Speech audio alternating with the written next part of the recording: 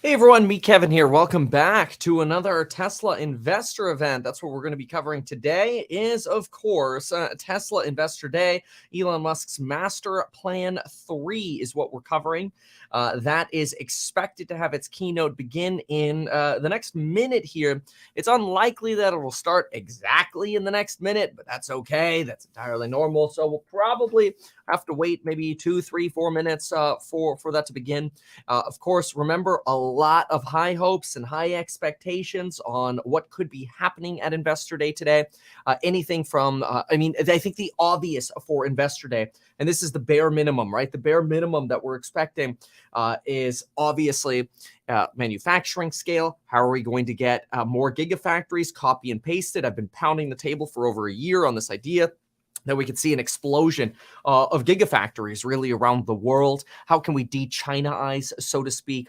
What are we going to do with supply chains? Even The Economist had a piece this morning talking about the potential for a graphene shortage. A lot of potential issues to pay attention to. Let's listen to the bell together since we're together, though. We'll keep our eye on interest rates again. The 10-year right at 4%, right on your screen right there. Tesla, Snowflake, Salesforce, all in focus in overtime with Morgan and John.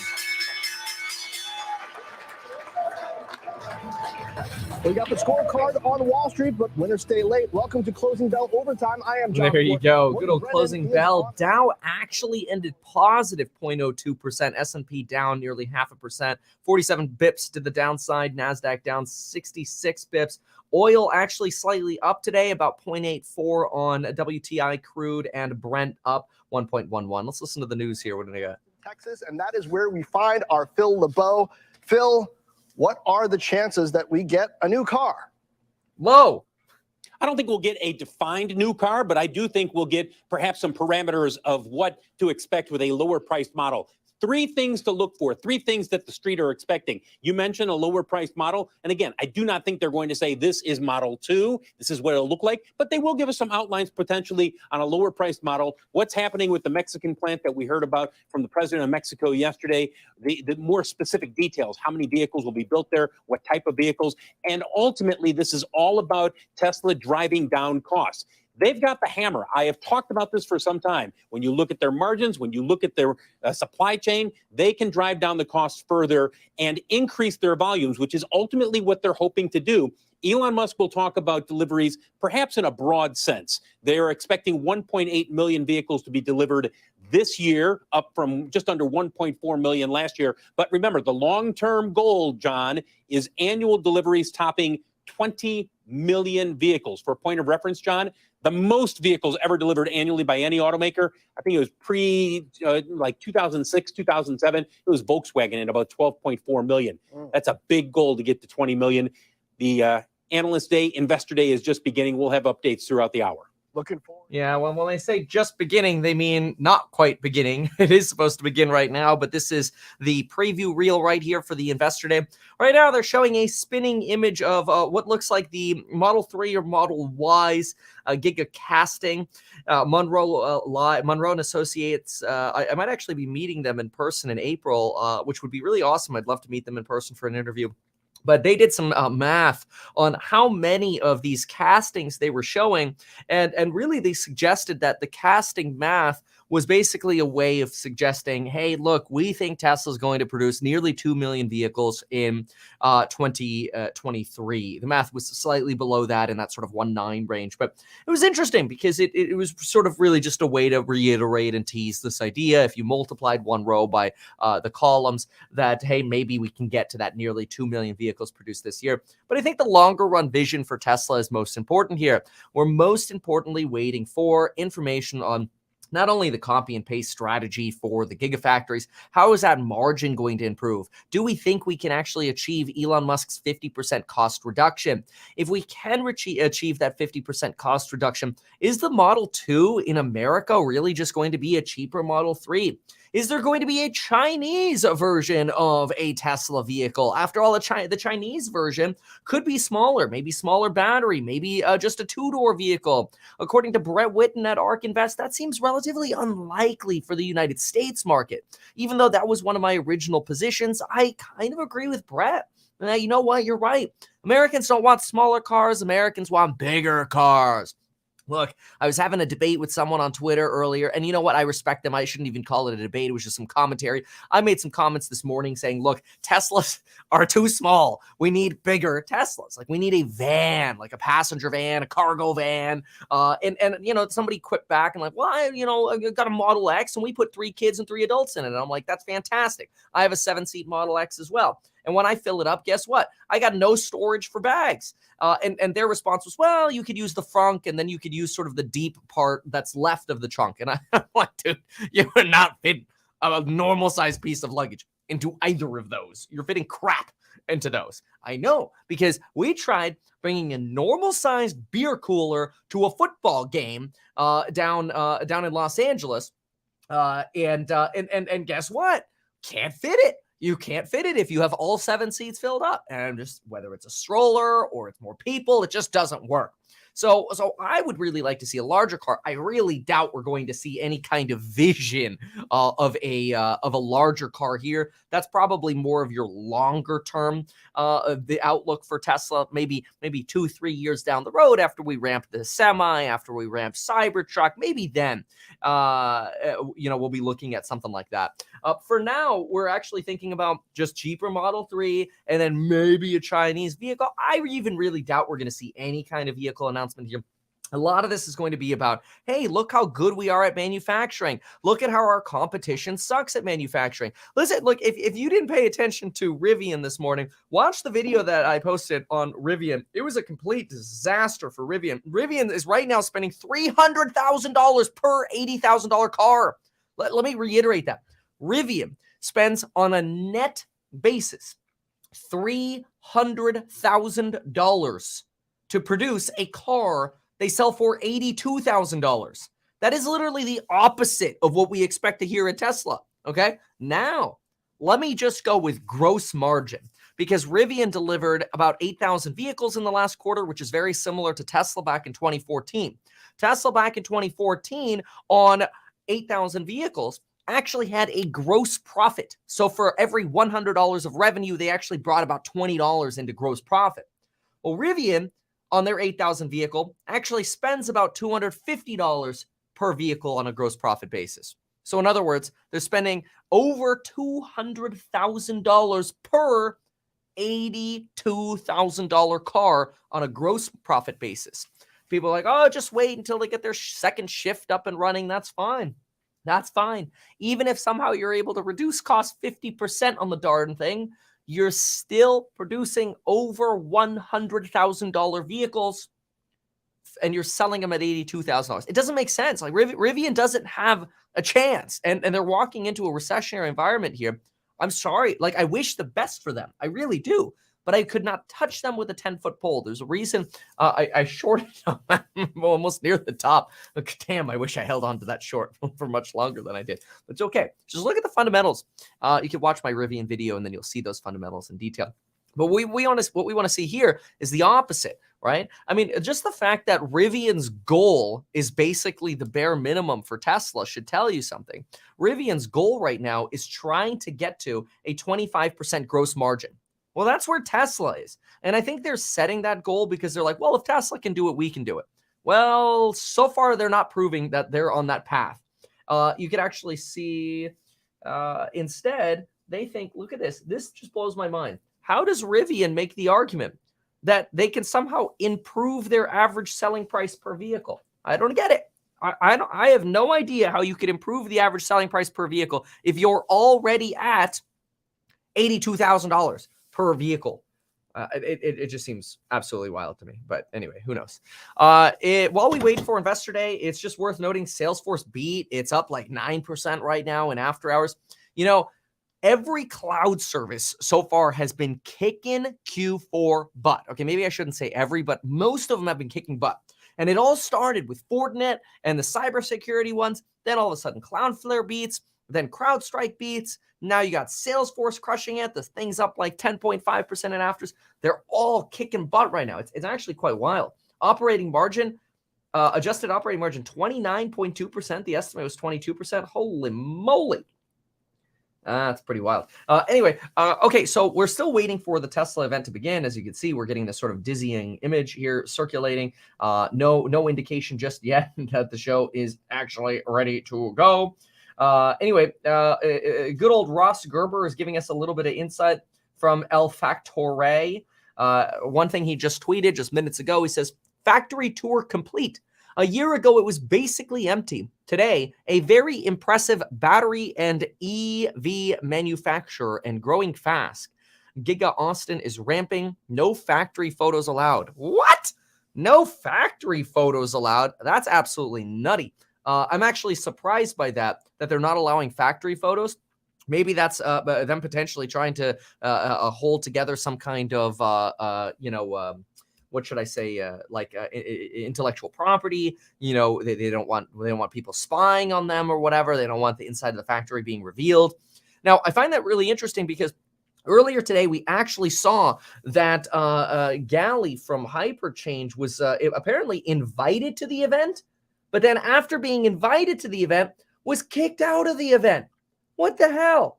Apparently, he showed up and got the boot when he was going to check in.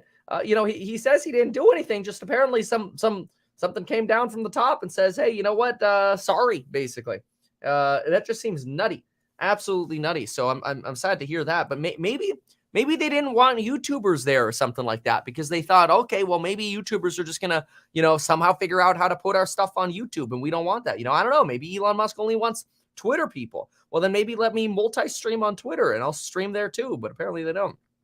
They're letting people keep their phones. They aren't that concerned about photos. Well, apparently, at least they're letting people know no photos allowed, per what Ross Gerber's saying here on Twitter.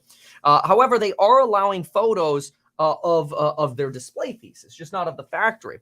So you've got here, for example, here's the Cybertruck. You can see they've really polished this sucker up. I love the little red LED lights they're throwing under it, really trying to get with that sort of Tesla style. I personally love neon lights, big fan of that, that they've got on the wall there. But anyway, the nose is a little shifted here. It seems a little bit slightly modified. I think the entire body is actually slightly more narrow on this version.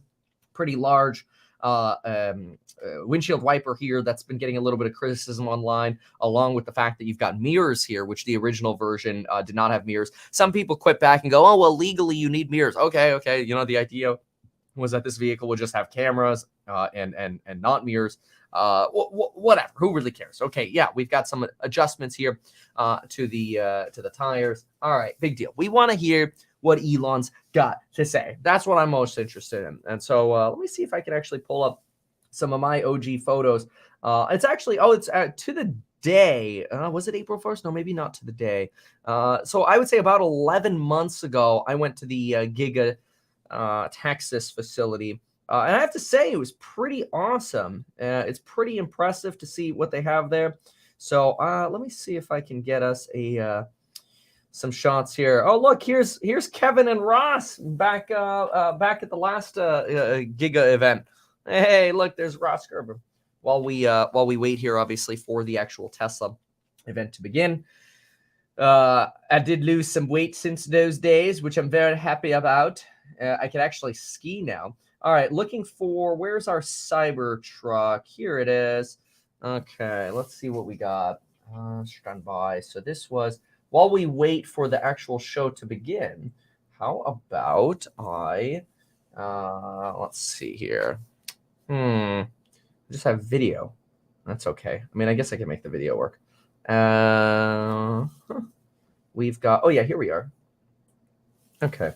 So this was the old version of the Cybertruck, and actually it doesn't look terribly different from the demo they had last year. Trying to see how different it is. Yeah, you can see the hubcap is very different today, right? You've got that sort of nice metal right here, as opposed to what you had currently, which is just more of a plastic. You do have the mirrors on this particular model as well. This was the model from a year ago. Sort of pointing out, where the cameras are here. Obviously, people love talking about panel gaps with Teslas. This was a year ago. the Cybertruck. Really, so far, the only obvious difference that I'm noticing, there's the light bar. The only obvious, which Elon Musk has confirmed that the light bar will stay there. The only obvious difference that I could really see in the one today that we're seeing pictures of online is really just the hubcaps, actually. I'm not actually seeing terribly much of a difference. So here you go. Here are the current hubcaps. And maybe that front's a little more tapered on the sides and looks like maybe you got a light on that mirror. But I'm not sure I see terribly much of a difference. We could go back to that in just a moment. But anyway, still waiting for the actual event to begin. Let me go back to that and just see. No, the front kind of looks pretty similar there. You see that right here? Looks pretty dang similar. So I'm not sure terribly many changes here from the Cybertruck, at least between those two models. Who knows? But anyway, darn thing looked pretty cool either way. So anyway, waiting for the event to begin here. I was going to eat some food while the event started, but since the event hasn't started, I guess it's probably going to get a little cold. Here's another close-up I had of the Cybertruck last year when I was there. You can actually see the windshield wiper looks almost the same as what you just had in the Ross Gerber photo. It might be, I wonder if the car's a little less pointy. See next to my head there, how pointy it is. And then it looks like they added some kind of light to the top of that mirror. So that mirror definitely looks different. Let's go back to that from Ross. It's still kind of got the same pointiness. Yeah, you could definitely see that sort of light there on the mirror, right? You can see that mirror has definitely been replaced. Again, we know this has sort of more of just a plastic cup on or cover over it. There's that windshield wiper. It's a pretty neat vehicle. It'll be very exciting to see that go into mass production. But anyway, still waiting for the event to begin. I think it'll be very, very exciting to see what happens here. And yeah, let's see. Someone here says, could be aero cap over the rims. I highly doubt that they would put a plastic cap over the rims if they really wanted to demo this vehicle with those sweet, sexy metal rims. I think it's a margin choice, right? Quite frankly, who cares about the rims? You know, if they could make these vehicles in better scale and cheaper with plastic rims, by all means, do it. If somebody wants to pay more for fancy rims, fine. Do I think it's necessary to have fancier rims? No, I'm fine. Personally, I'm okay with the plastic rims. I don't really care. You know, I don't think it makes any difference to the actual operate. Well, it certainly doesn't make any real difference to the operation of the vehicle. It's just more of a coolness factor. Those metal rims were pretty sick last time. Now we're on those plastic ones, but that's all right. So we'll see. I got SH9T to do. Yeah, no kidding. They need to hurry TF up. Yep, no kidding. Let's see. All right. Yo, tuning in from Texas. Why is the intro so long? Yeah, I think they're still trying to plug in microphones and actually get ready. I would expect they're pretty anxious to get the event started. We're about 17 minutes behind on the event right now. Thank you so much for the 269 SEK donation. Thank you very much. Tesla is life, says one of our commenters here. Uncle Jesse apparently doesn't like Ross. Well, Ross the man. Tesla jets announced today. Yeah, I doubt that. Maybe one day, like 20 years in the future here. What do we got over here? Somebody here writes, the frame has been shortened. Definitely a hatchback. Looks like look at the beginning of the day. Yeah. Okay. You're talking about the frame of the Giga castings there. Yeah, absolutely. We'll see. Pretty excited. Elon tweeted a little late in 5 minutes. Oh, okay. Let's thank you for that. Let's go ahead and zoom out of the tweets that I had up here and see what we got.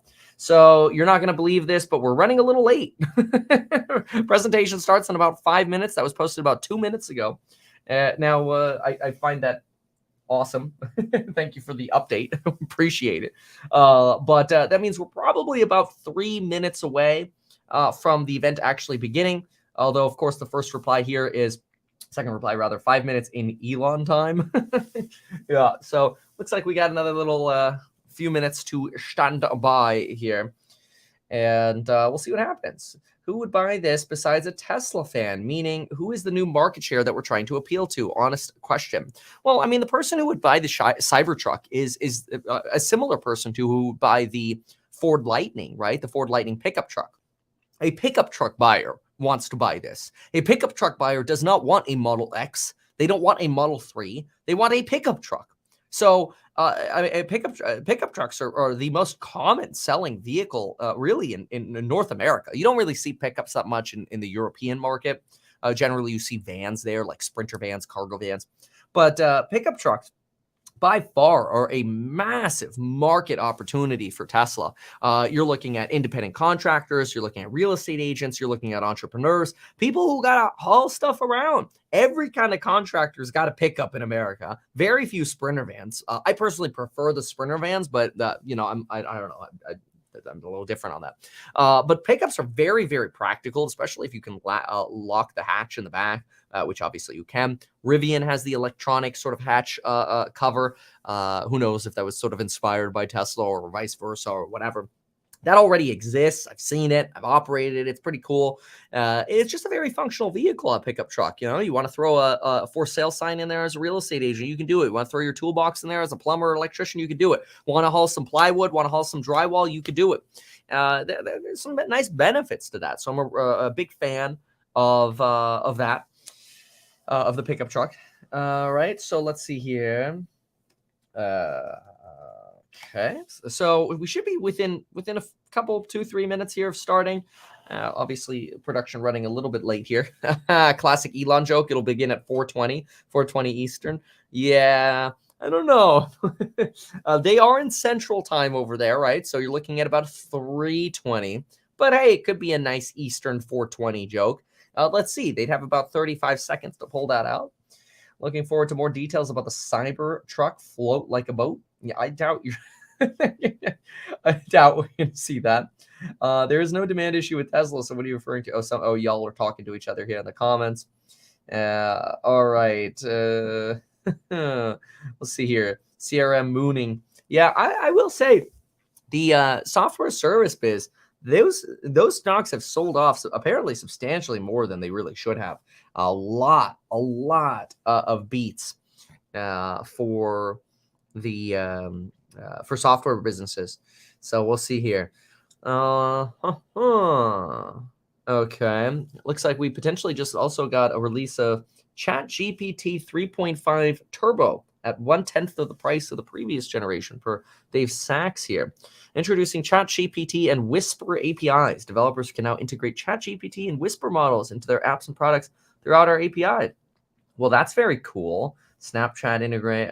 I think it'd be very cool to integrate the chat API. I mean, there's plenty of things you can integrate this into. That's fascinating. I'm going to have to check that out. Developer focus, turning into data retention. Oh.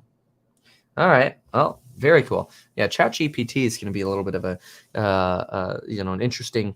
You're going to run through an interesting evolution. I wonder if we'll get any sort of quips or comments from Elon Musk about AI. Who knows? Maybe in the direction of Tesla, we'll see. But Cybertruck will be waterproof enough to serve briefly as a boat, so it can cross rivers, lakes, and even seas that aren't too choppy.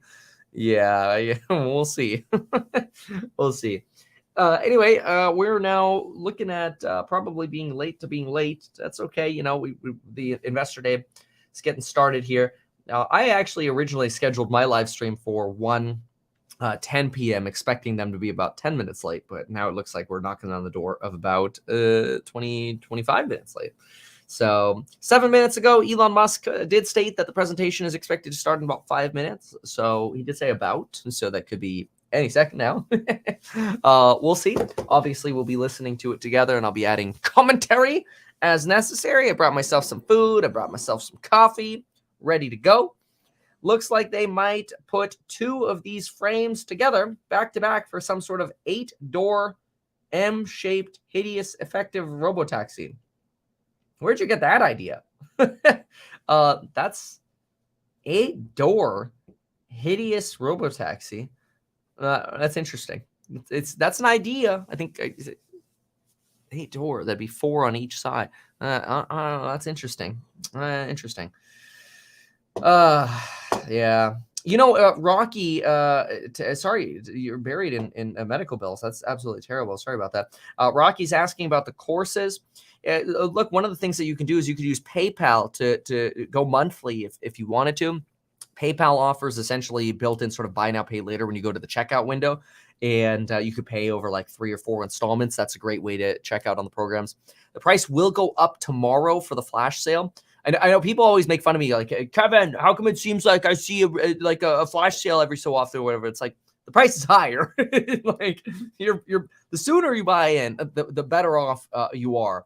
And we offer a price guarantee on that. So if for some reason that wasn't true in the future, you have a price guarantee, price match guarantee. But we've pretty much been consistently straight up on the pricing.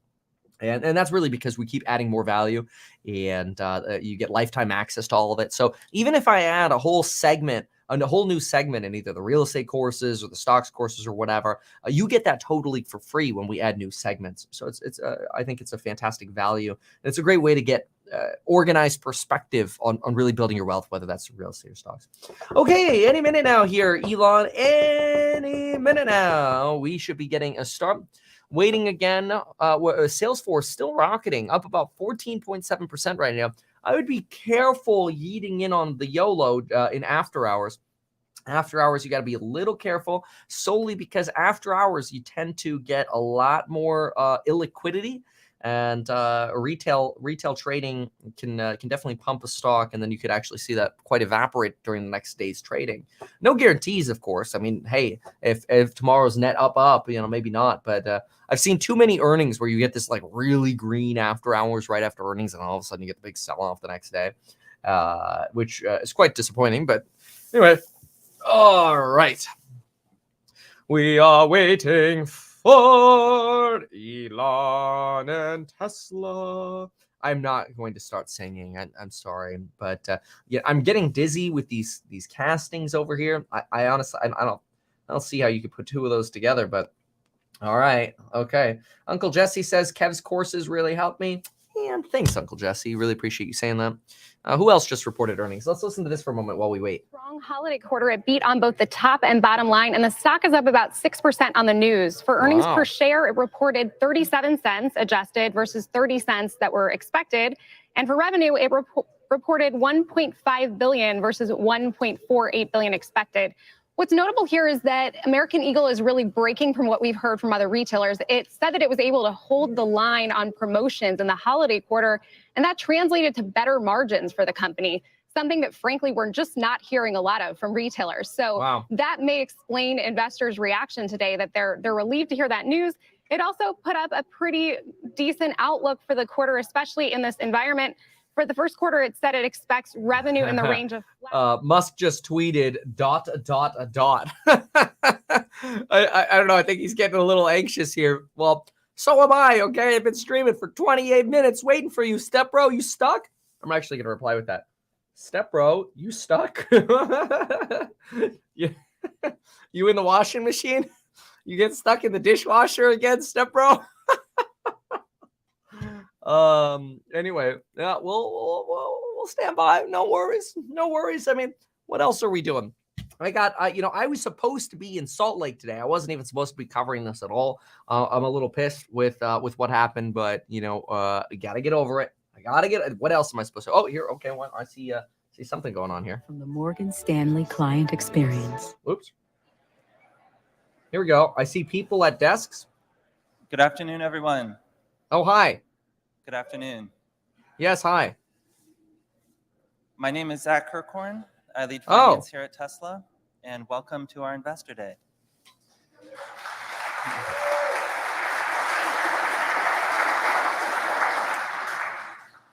For those of you here in the audience at our global headquarters in Austin, Texas, we welcome you. Thank you for being here, and thank you for traveling in. For those joining us virtually, thank you for being a part of the day today. Yeah, sure.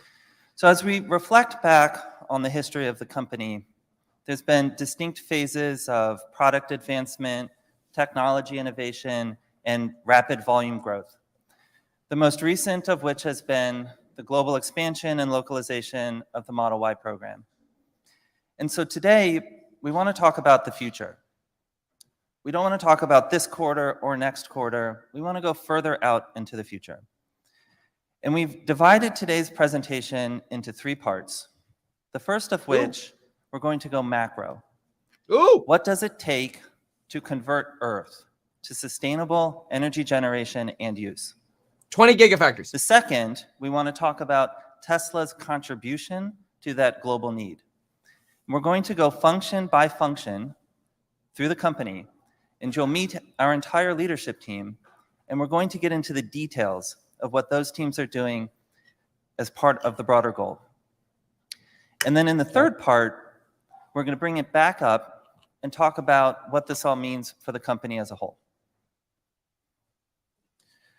So before we get started, statements made in this presentation are forward-looking statements that are subject to risks and uncertainties. Good Lord, please don't read that whole thing. In our written materials.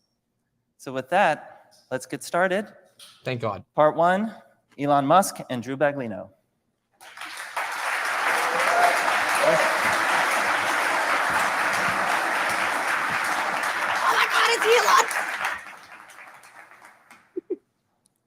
All right, master plan part 3. So as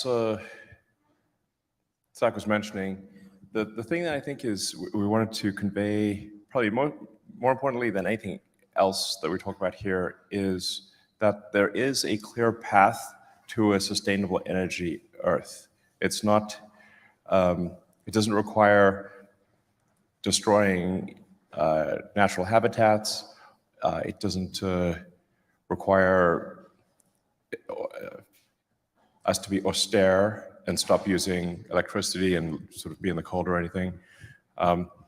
The story, and I think this holds together quite well, and we'll be actually publishing a detailed white paper with all of our assumptions and calculations, is that there is a clear path to a fully sustainable Earth with abundance. In fact, you could support a civilization much bigger than Earth, than much more than the 8 billion humans could actually be supported sustainably on Earth. And I'm just often shocked and surprised by how few people realize this. Most of the smart people I know actually don't see this clear path. They think that there's not a path to a sustainable energy future, or at least there's not one that is sustainable at our current population, or that would have to resort to extreme measures. None of this is true. So we're going to walk through the calculations for how to create a sustainable energy civilization. Yeah. And to set the stage, today our energy economy, let's be honest, it's dirty and it's wasteful. Over 80% of global energy, primary energy, comes from fossil fuels, and only 1/3 of that global energy actually ends up delivering useful work or heat. This is the problem statement, but we're here to talk about the solution. Yeah, it's like for some of this I'm going to elaborate because there's a very wide range of technical expertise out there, from people who are like, whatever, level 9 wizards in the subject, to people who do not do engineering at all. So if you have a gasoline car, you're converting less than 1/3, often maybe only 25% of the energy in the gasoline is converted into motion. The rest is turned into waste heat. That doesn't do any good at all. And there's a lot of energy required even to get the oil out of the ground, to refine the oil, and to transport the gasoline to the gas station. So when you look at all that, for a typical gasoline car is actually going to be using less than 20%, fully considered, of the energy from the oil actually goes into motion. So this is when we see people doing calculations for what does it take to create a sustainable energy Earth, they assume that the same energy amount is required for an electrified civilization versus a combustion civilization. This is not true, because most of the energy of combustion is waste heat. And even to get the fuel to combust in the first place and get it to the end use, there's a lot lost along the way. I mean, this is the primary energy consumption, 165 petawatt hours a year. Petawatt hour is a trillion kilowatt hours, so it's a large amount of energy. But the nice thing about electrified economy, there's a better way, we're going to talk about it, is that through end use efficiency and through efficiency along every step of the way, actually the total energy use halves. So this is one of the most enabling aspects of electrifying everything, is that the sustainable energy economy is that much easier to accomplish. It's actually half the problem statement of the fossil fuel economy. Yeah, and we're being conservative here, so it could be better than half, but we're trying to have assumptions that are reasonable, not overly optimistic, in fact, slightly pessimistic. So it's really better than half, but just say it's easy to make the argument that we need half as much energy with an electric economy versus a combustion economy. Yep. So how the master plan works? You want to talk about it? So the thing that is needed at very large scale that is not currently present is a vast amount of battery energy storage. Our rough calculations are that this is about 240 terawatt hours, or 240,000 gigawatt hours. This is a lot of batteries, but it is actually a very achievable amount. We'll go into details on that. Yep. So that's a combination of electric vehicles and stationary storage. So if you've got solar or wind, you've got to store the energy when the wind is not blowing, the sun is not shining. And so we're assuming sort of an 8-to-1 ratio of stored energy to power. So 30 terawatt hours of power, 30 terawatts of power. Our actual capital expenditure calculation for manufacturing investment is more like 6 trillion, but we made it higher to make it 10 trillion. And this is across mining, refining, battery factories, recycling, vehicle factories, all the things that we're going to talk about needing to invest in to build. Quick note, you would need 61.5 million megapacks to meet that demand. It's just under 100 trillion. So if this was spread out, say over 10 years, it would be 1% of the global economy. Over 20 years, it would be 0.5% of the global economy. So this is, not a big number relative to the global economy. As Drew mentioned, you need about half as much energy with an electric economy versus a combustion economy. And in terms of wind and solar, how much land would be used? It's less than 0.2% of the land area of Earth. Generally, people don't realize quite how much energy is reaching us from the sun. It's roughly a gigawatt per square kilometer. And the sun doesn't shine all the time, but it's if you multiply that by, say, 4 to get the continuous power, 4 or 5, then that gives you the land area of solar. And you can put wind and solar often in the same place. So a lot of places that currently have wind, you could have solar there, and you double your energy. You can also put wind offshore. It doesn't even need to be on land, so wind is even more flexible. You could put solar offshore too. Yep. So Earth is 70% water. Anyway, the point is that with a really a remarkably small amount of Earth's land area, we can go fully sustainable. And from do the resources and raw materials exist to support this transition? We'll go through that in detail, but we do not see any insurmountable resource challenges at all. In fact, in the end, we should be mining less ore to accomplish this economy than we currently do with the fossil fuel economy, and we're going to talk through that. Yeah, just to emphasize that again, the electrified economy will require less mining than the current economy does. Less, not more. Okay. So this is the plan, and now we'll get into a little more of the details of the plan. Basically, 5 areas of work. First, renewable power, the existing grid. Second, switch to electric vehicles. Third, switch homes, businesses, and industry heating to heat pumps. Fourth, high temp heat delivery and storage for high temp industrial and chemical processes, and a little bit of green hydrogen in there for chemical processes that need hydrogen. And finally, sustainably fuel planes and boats. These are the 5 areas, and we're going to go into detail on all of them.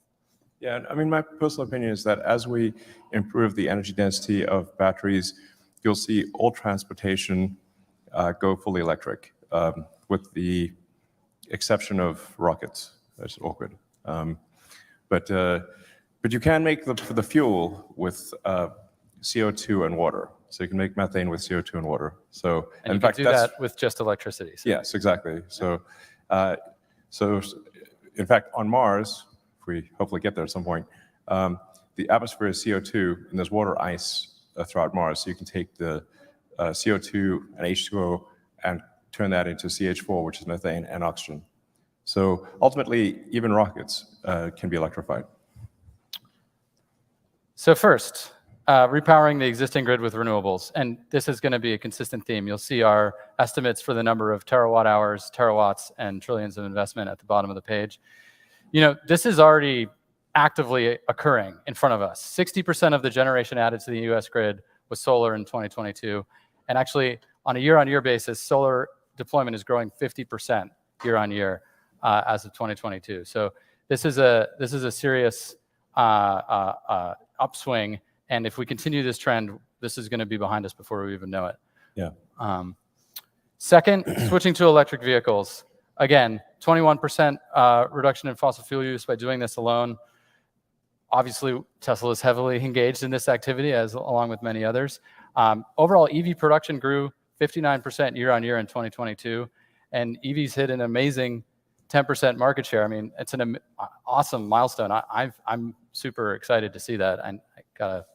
Yeah, I mean, this is obviously happening very rapidly, and I mean, I think really all cars will go to fully electric and autonomous, and so riding a non-autonomous gasoline car is going to be analogous to riding a horse and using a flip phone. That's basically going to be the situation. And we actually took a somewhat conservative assumption here in terms of how many batteries are required, because the more the fleet is autonomous, the smaller the fleet needs to be, just from a utility basis. So we're not accounting for all of those benefits, or really much of those benefits at all, in this number. And what does this fleet look like? You know, just rough view from our perspective. Of course, we could be wrong, but you know, you can see the sort of breakdown of the fleet by millions of vehicles. You know, our goal is to do 20 million electric vehicles a year. Yeah. Fewer vehicles will be needed, at least passenger vehicles with autonomy. So debate as to what that number is, but it's some number less than the number of vehicles needed today. There's roughly 2 billion cars and trucks in operation in the world today. And yeah, so what we show here is actually, I think, only 1.4 million or so. So we're represent 1.4 billion, I mean, or so. So a smaller fleet, and you know the numbers are here in this presentation are around 85 million vehicles a year produced. Just to give you a sense. Look at those 2 covered up cars on the right. All these assumptions up online, and you know, encourage people's thoughts. Yeah.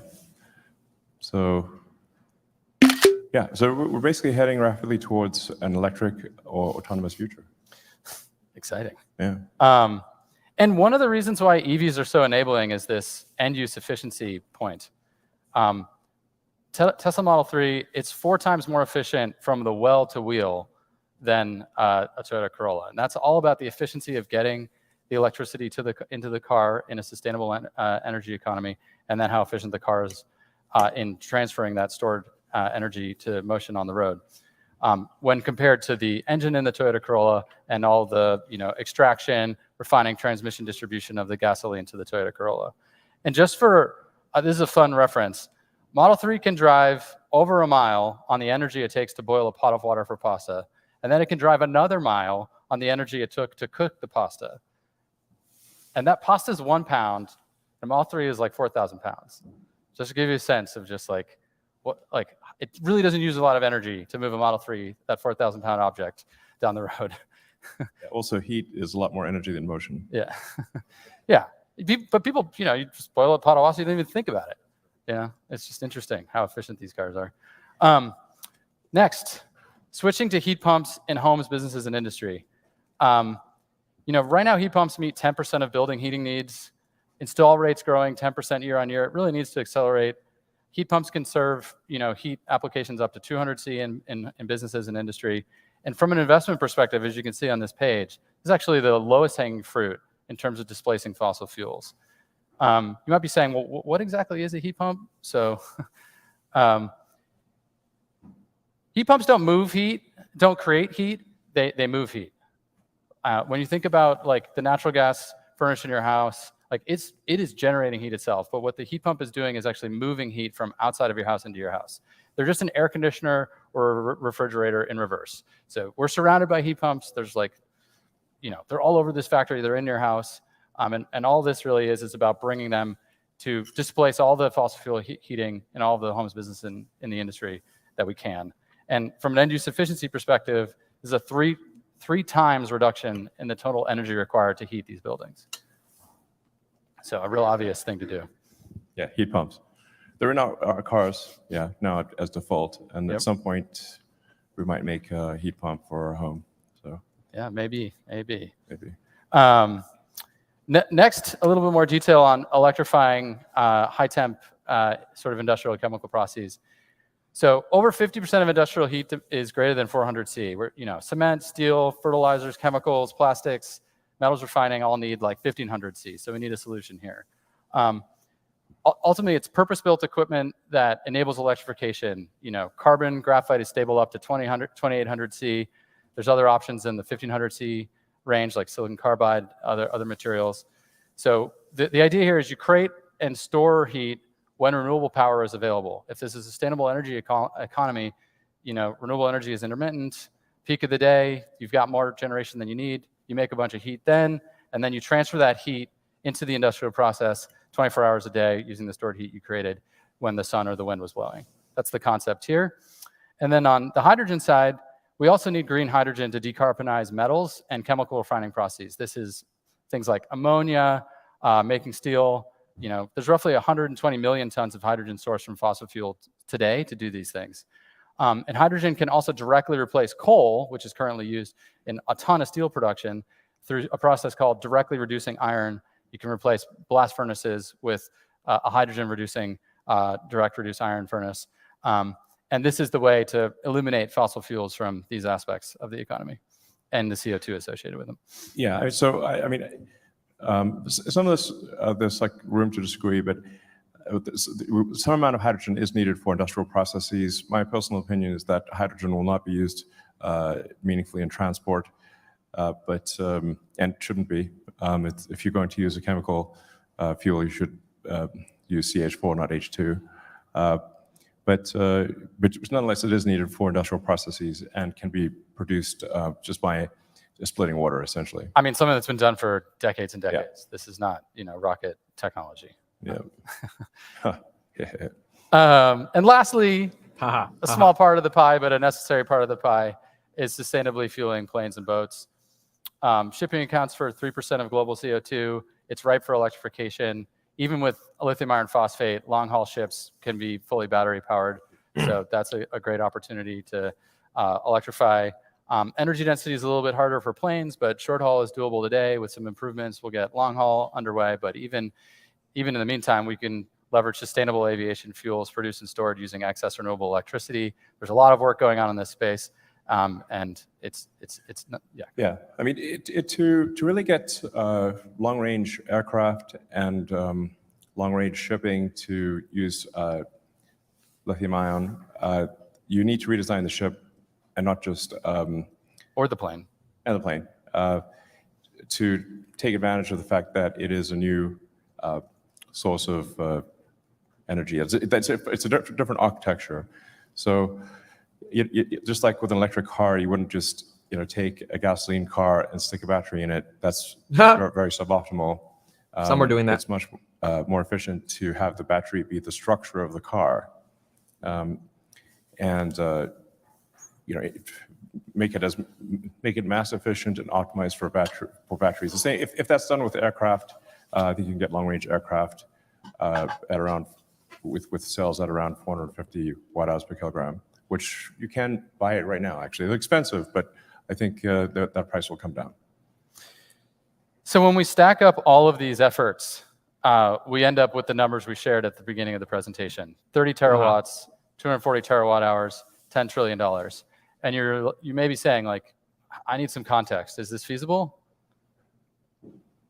Spoiler alert, it's entirely feasible. All right. Just looking at it from a growth rate perspective, how much do we need to grow the deployment of these technologies? We're talking about only a 3x growth rate in solar and wind deployment. Solar is already growing at a breakneck pace, as is wind. This gap is going to be closed really quickly. When we look at the electric vehicles, they have to grow 11x. Well, they grew 60% year on year last year. That growth rate is also going to close pretty darn. That gap is going to close pretty quickly as well. And lastly, storage. Tesla's energy storage business has grown at 65% CAGR since 2016. The global energy storage business is accelerating pace as well. I mean, all these gaps are going to close, especially as this momentum of the transition to sustainable energy accelerates. And of course, our goal on this page is 20 million EVs per year and 1 terawatt hour of stationary storage per year, basically as soon as we can. And then what about this investment? How do I have a reference point on this investment? Elon mentioned it's 10% of 1 year's world GDP. Another way of thinking about it is, how does it compare to what we're investing, like what we invested last year in the fossil fuel infrastructure? And it's 60% of that investment. So actually building this sustainable energy economy is less than extending the fossil fuel economy from a year-over-year investment basis. So very doable. When we look towards, does this fit on the planet? Absolutely. Less than 0.2% of land. As a reference point, the total land area intensively farmed today is 12.5% of all land. So, I mean, you drive around, you see some farms, but you don't see them everywhere.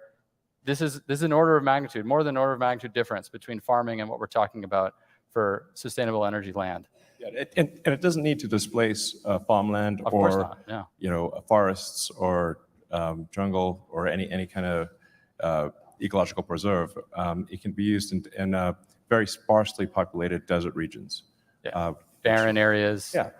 Areas that are just not really fit for development or otherwise used. So yeah, I mean, 0.2% can fit into a lot of places. Yeah, there's essentially no meaningful ecological impact. In fact, transition to a sustainable energy economy would result in a substantial reduction in current ecological impact. That's a great way to put it. Yeah. And what about on the mineral extraction side? So this is a cartoon that sort of gives you a sense for all the ore and the extracted minerals that are coming out of the earth every year. It's about 68 gigatons. So each truck is a gigaton. What does this look like when we're in a sustainable energy economy? Looks like that. Fossil fuel extraction disappears. We replace it with the materials required to fulfill the sustainable energy economy. It actually reduces. Now, it's not. I'm bored. We don't need to continue to explore, bring on mining and refining for the sort of specific materials for the sustainable energy economy. We do. But the investment in mass flows are all very achievable, just looking at what is already happening on the planet. This is nothing out of scale of what has been done and is already being done. Okay. And then when we calculate it on a sort of, element by element basis, the resources are there to support the transition. This is cumulative demand to move in the sustainable energy economy direction until 2050 relative to USGS resources today. We're not breaking the resource bank for any of these materials. And then when we look at per year? What really happens as we move forward, history teaches the more we look, the more we find. What people think happens is, oh, there's this many resources, next year there's going to be less because we're going to extract them. What actually happens is, as we extract resources, we find more. And you can see on the right what has actually occurred with the key materials to the sustainable energy economy. Yeah. Since 2000, as the sustainable energy economy has been growing and Tesla's been growing and all the industries around us have been growing, the actual resource availability has increased, not decreased. Yeah, so there still seems to be quite a bit of confusion about lithium. Lithium is extremely common. It's one of the most common elements on Earth. there's no country that has a monopoly on lithium, Steve. or even close to it. There's enough lithium ore in the United States to electrify all of Earth. If the United States was the only place producing The lithium commodity people are punching the air right now, including course member Steve. to electrify Earth, it's very common. The You hear that? limiting factor is the refining of the lithium into battery-grade lithium hydroxide or lithium carbonate. That's the actual limiting factor.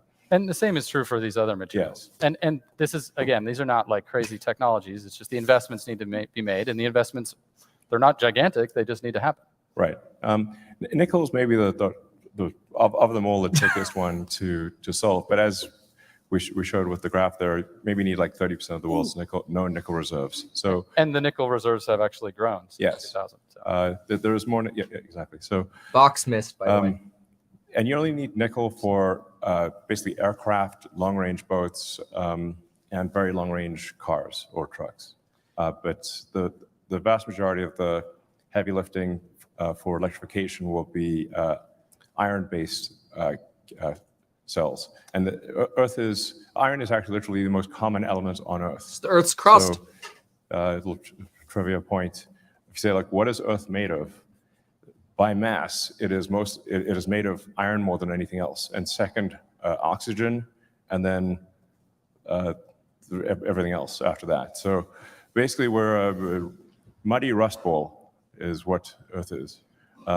So an iron cathode is sort of, you're definitely not going to run out of iron. There's so much iron, it's insane. So that's yeah. So. Yeah, and ultimately, this resource extraction, we go through this effort, we build these batteries, and then we recycle these batteries. So ultimately, we're doing this to build this sustainable energy economy, but the maintenance amount of ore that we require is really an order of magnitude or more, less because of recycling. All right. Let's move on. So in the end, a sustainable energy economy is within our reach, and we should accelerate it. Great. Yeah, I mean, so now what's Tesla going to do? This is really the main message of today. And I really stock wanted tank. today to be not just about Tesla investors who own stock, but really anyone who is an investor in Earth. Oh, that's what Investor Day is? Investor in Earth? Come on, man. A message of hope and optimism. Damn. And hope, optimism that is based on actual physics and real calculations. It's not wishful thinking. Earth can and will move to a sustainable energy economy, and will do so in your lifetime. Thank you. Good Lord. Yes. Thank you. And I just want to welcome up Lars and Franz to the stage.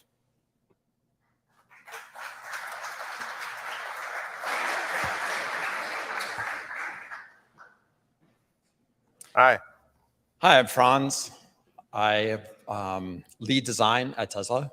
And I'm Lars. I've been doing vehicles with Franz for almost 13 years now. So I joined Tesla in 2008 to vertically integrate design into the company. It didn't exist before. It was a pretty small team. It was tasked with designing the most beautiful, innovative, and well-engineered vehicles on the planet. No small task in 2008. There was not a lot going on in the EV sector then. Since then, we focused on constant improvement in cost, efficiency, innovation, things that you'll continue to hear about today, while continuing to design the most desirable cars. Today, we produce cars differently than we did 10 years ago. But the end result is always an exciting, futuristic, and desirable set of vehicles. Back then, we only had a handful of designers and engineers like myself, but we had a great vision to radically change transportation. So back in 2008, where we were designing Model S, we didn't have a factory. In fact, we had a really small engineering team and a tiny design team. But that allowed design to lead all the conversations. It let us innovate forward-thinking ideas, like how do you fit 7 people into a sedan? Or how do you make I need alcohol into the doors? Or putting a huge touchscreen into the center of the vehicle, something that had never been done before. And then we won Motor Trend Car of the Year. Yes, and we won Motor Trend Car of the Year in 2013. Our first, great award, first car. Pretty good start. Kind of a home run, I think. But that whole process resulted in a linear process that you see on the screen. We designed first, then we engineered, and then we figured out how to manufacture it. Yeah, I mean, I think that's really important. When we were designing the car together, we didn't even know where we were going to build it. And so we came up with... I didn't even know Lars when we were designing. That's true. So once we got Fremont, we were very fortunate, and we figured out the manufacturing solution, sort of like we were flying a plane and putting the wings and building the engine at the same time. So we knew we had to do better. Yeah, we knew we had to be better in order to scale. And as part of the master plan that you've read, Model 3 needed to be a smaller, more efficient, and more affordable version of Model S. But it had to be equally great. It had to have all the things that people loved in their Model S or Model X, but be much more affordable. And so we approached the process a little bit differently than the first time around. Now we had teams that we all worked together. So we were able to combine design, engineering, and manufacturing process all at the same time. But somewhere along the way, we changed the manufacturing process to be fully automated. And so we leaned into this whole new way of manufacturing a car, but we had already engineered it. So things didn't quite go as well as planned. It was an amazing product, but it landed us in production hell. Many of us who lived through that carry those battle scars. It was a great idea, but it wasn't the right timing. Like Franz said, automating something that we designed to be built manually is super hard. And we have many, many failed examples of that at the Fremont factory that we ripped out. But some of them eventually still work. This is one I actually worked on with a small team of engineers. Sorry, I'm laughing my ass off at my own tweet here. I wrote, breaking, the Boring Company is running Investor Day for Tesla. I'm sorry, I'm laughing at myself. I'm sorry. So we kind of self-imposed constraints on the design when we were doing it to be built manually, and we really didn't think about it. But despite all that, Model 3 is the best-selling EV ever. Yeah, and Model Y, which is derived from Model 3, is about to pass that. But we knew we had to improve the process further. And with Cybertruck, we designed a vehicle around a vision that actually started with the manufacturing process. And in this case, the materials dictated the design. Forming full hard stainless steel isn't rocket science, but it sure isn't easy. And it limited the way we could do it. Yeah, absolutely. It really forced us to think about designing something in a way that you couldn't normally stamp panels. You couldn't form them in a traditional way. So you ended up with very linear bending processes that are just not in automotive kind of language of manufacturing today. But it actually created a very efficient process and one of the most dynamic designs ever, I believe. It's definitely something that's going to change the road landscape. Hopefully you guys saw it down there and you experienced it. It's definitely real. Those are real trucks. We're on our way to build them. But what that stainless steel opportunity did for us, it has let us rethink the factory footprint. We don't stamp those. That's a huge part of it. We don't even paint them. So our footprint got smaller, and we started to think about innovative ways to take those constraints and make great products. But that constraint didn't really change the end result of the truck. It's a super dynamic truck, and it has all the functionality you would expect out of any of the other competitive trucks. And the best thing about it, it's coming this year.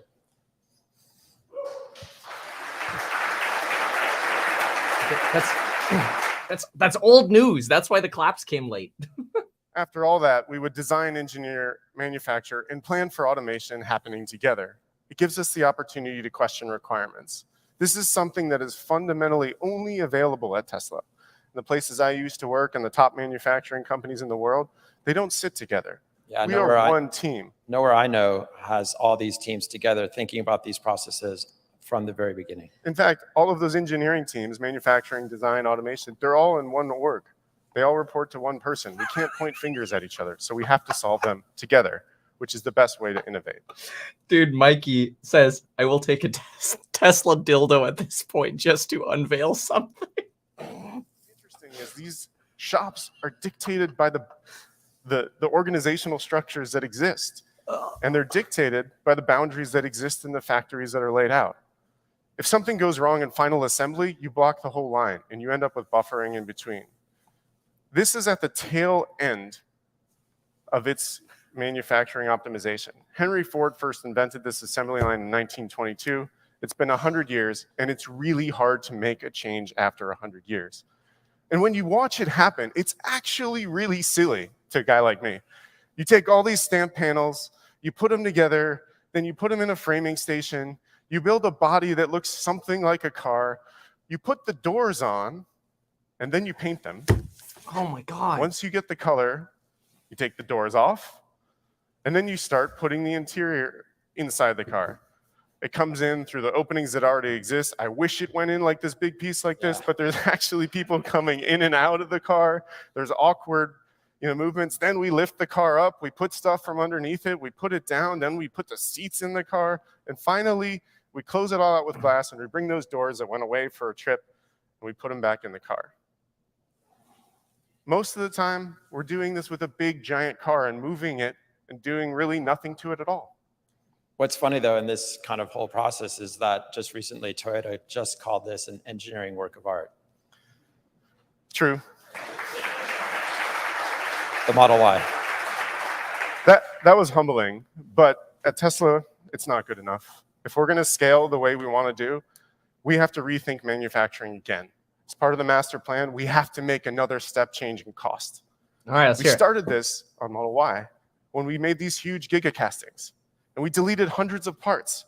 We simplified assembly with the Model Y structural battery, where we decided the floor should be a part of the car. The battery is the floor.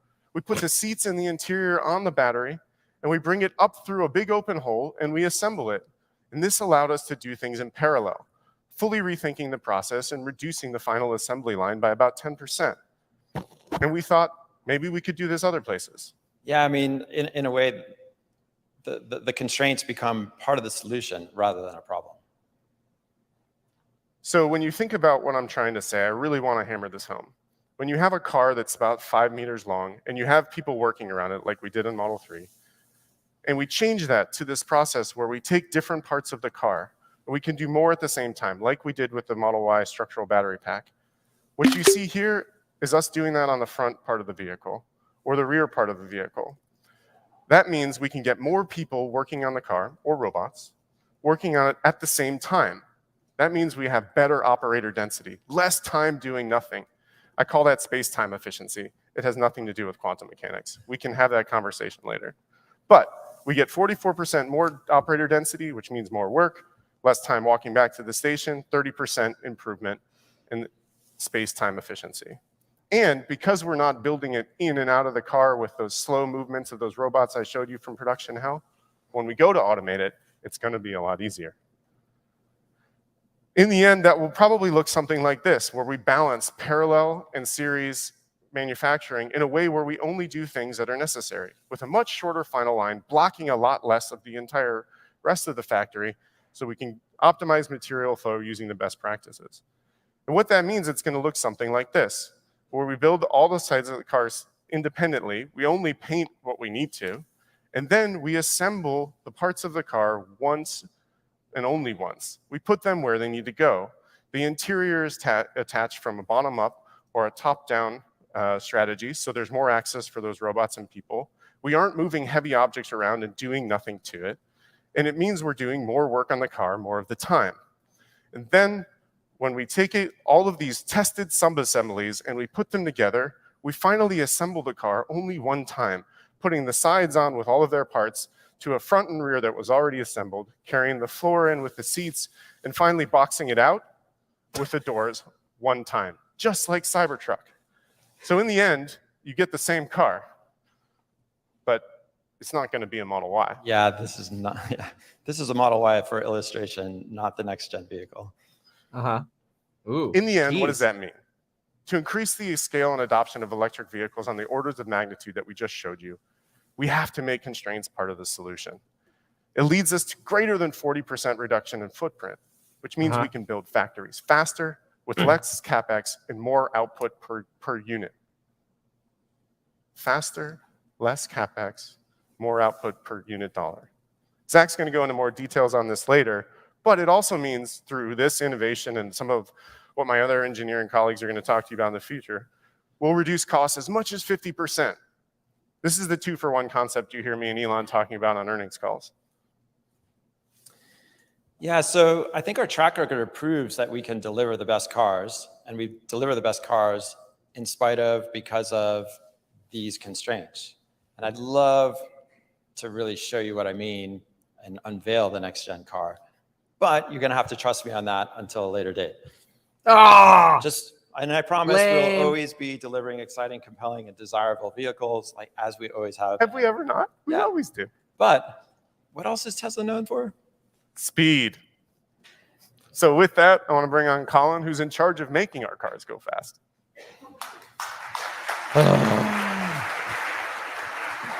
Hey, remember, today's the flash sale, so if you need some excitement, get that flash sale on the programs on building your wealth. Stocks, psychology, money, real estate investing. Expires today. Price will never be lower. Guaranteed. You can buy for the money, whether they're electric or gas. And the Model S Plaid that we're looking at here, it has more than 1,000 horsepower. And pound per pound, the motors in that car are as powerful as jet engines. Our cars are super fun. People absolutely love driving in them. And the other thing that you probably all know about our powertrains is that they're efficient. Our cars go 25 to 30% further than other EVs in our class for the same amount of efficiency. But at Tesla, efficiency means more than just reducing how much energy the cars use. It's about how we develop, how we manufacture, how we refine, and how we scale the powertrain. Now, the Model 3 and Y powertrain is a great example of this broader meaning of efficiency. So since we launched it back in 2017, we've continuously improved that powertrain and the factory that builds it. So the drive unit, the engine of the car, is 20% lighter for the same power. We use 25% less heavy rare earths than when we started. And the powertrain factory, which is behind me today, is 75% smaller and 65% cheaper than the one that we originally built. And what I really want to emphasize is that we did all of this without compromise. Our cars are just as powerful, they go just as far, they cost the same or less, and the factories have the same output. So, how did we do that? We did it by designing the entire vehicle and the entire factory together as one company. And this sets Tesla apart. We have small and highly capable teams. And to make a critical decision, we can have the battery cell chemists, the mechanical engineers, the manufacturing engineers, the supply chain team, the automation designers, the software programmers, all in one room, working together in real time. Dude, Tesla needs a media team. I hate to say it, but they could do this so much better. That approach is unlike traditional automotive engineering, which is really fractured. And if you were to go buy like a premium German electric car, the engineers who designed the drive inverter in that car, they did not work for that car company. They worked for a contractor. And at Tesla, we designed the entire car and the factory that builds it. And I want to highlight a few examples of what we've been able to do in-house thanks to that unique approach. So, inside the charger of your Tesla are transistor packages, and that's at the top of your screen here. And every electron that moves you down the road flows through one of these packages. We designed our own custom package, which is what you're seeing here, and we can extract twice as much heat out of that package as what we could buy off the shelf. And so what does that mean? It means that the silicon carbide wafer that's inside those packages can be much smaller. And silicon carbide is an amazing semiconductor, but it's also expensive and it's really hard to scale. So using less of it is a big win for us.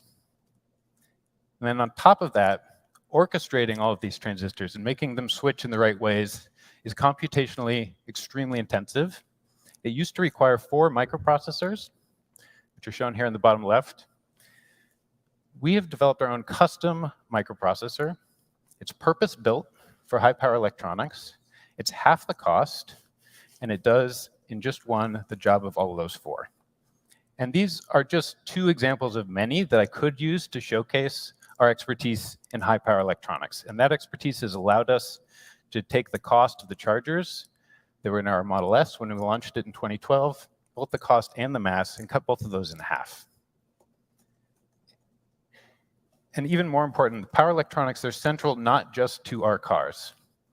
They're also central to our superchargers and to our energy storage products, and Rebecca and Mike will be talking more about that.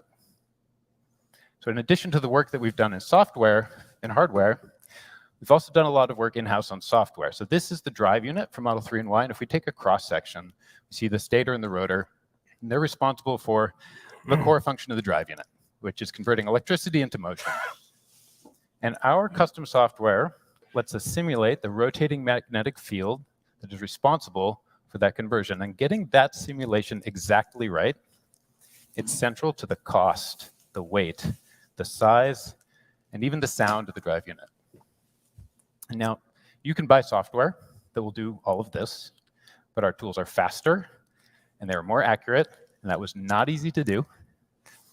And that allows us to quickly iterate through millions of possible drive unit designs to find the best one.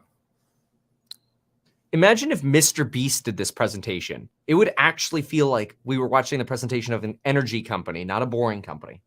So when you are making a new product, it's not enough to think about the product itself. You have to think about how you're going to make it at scale.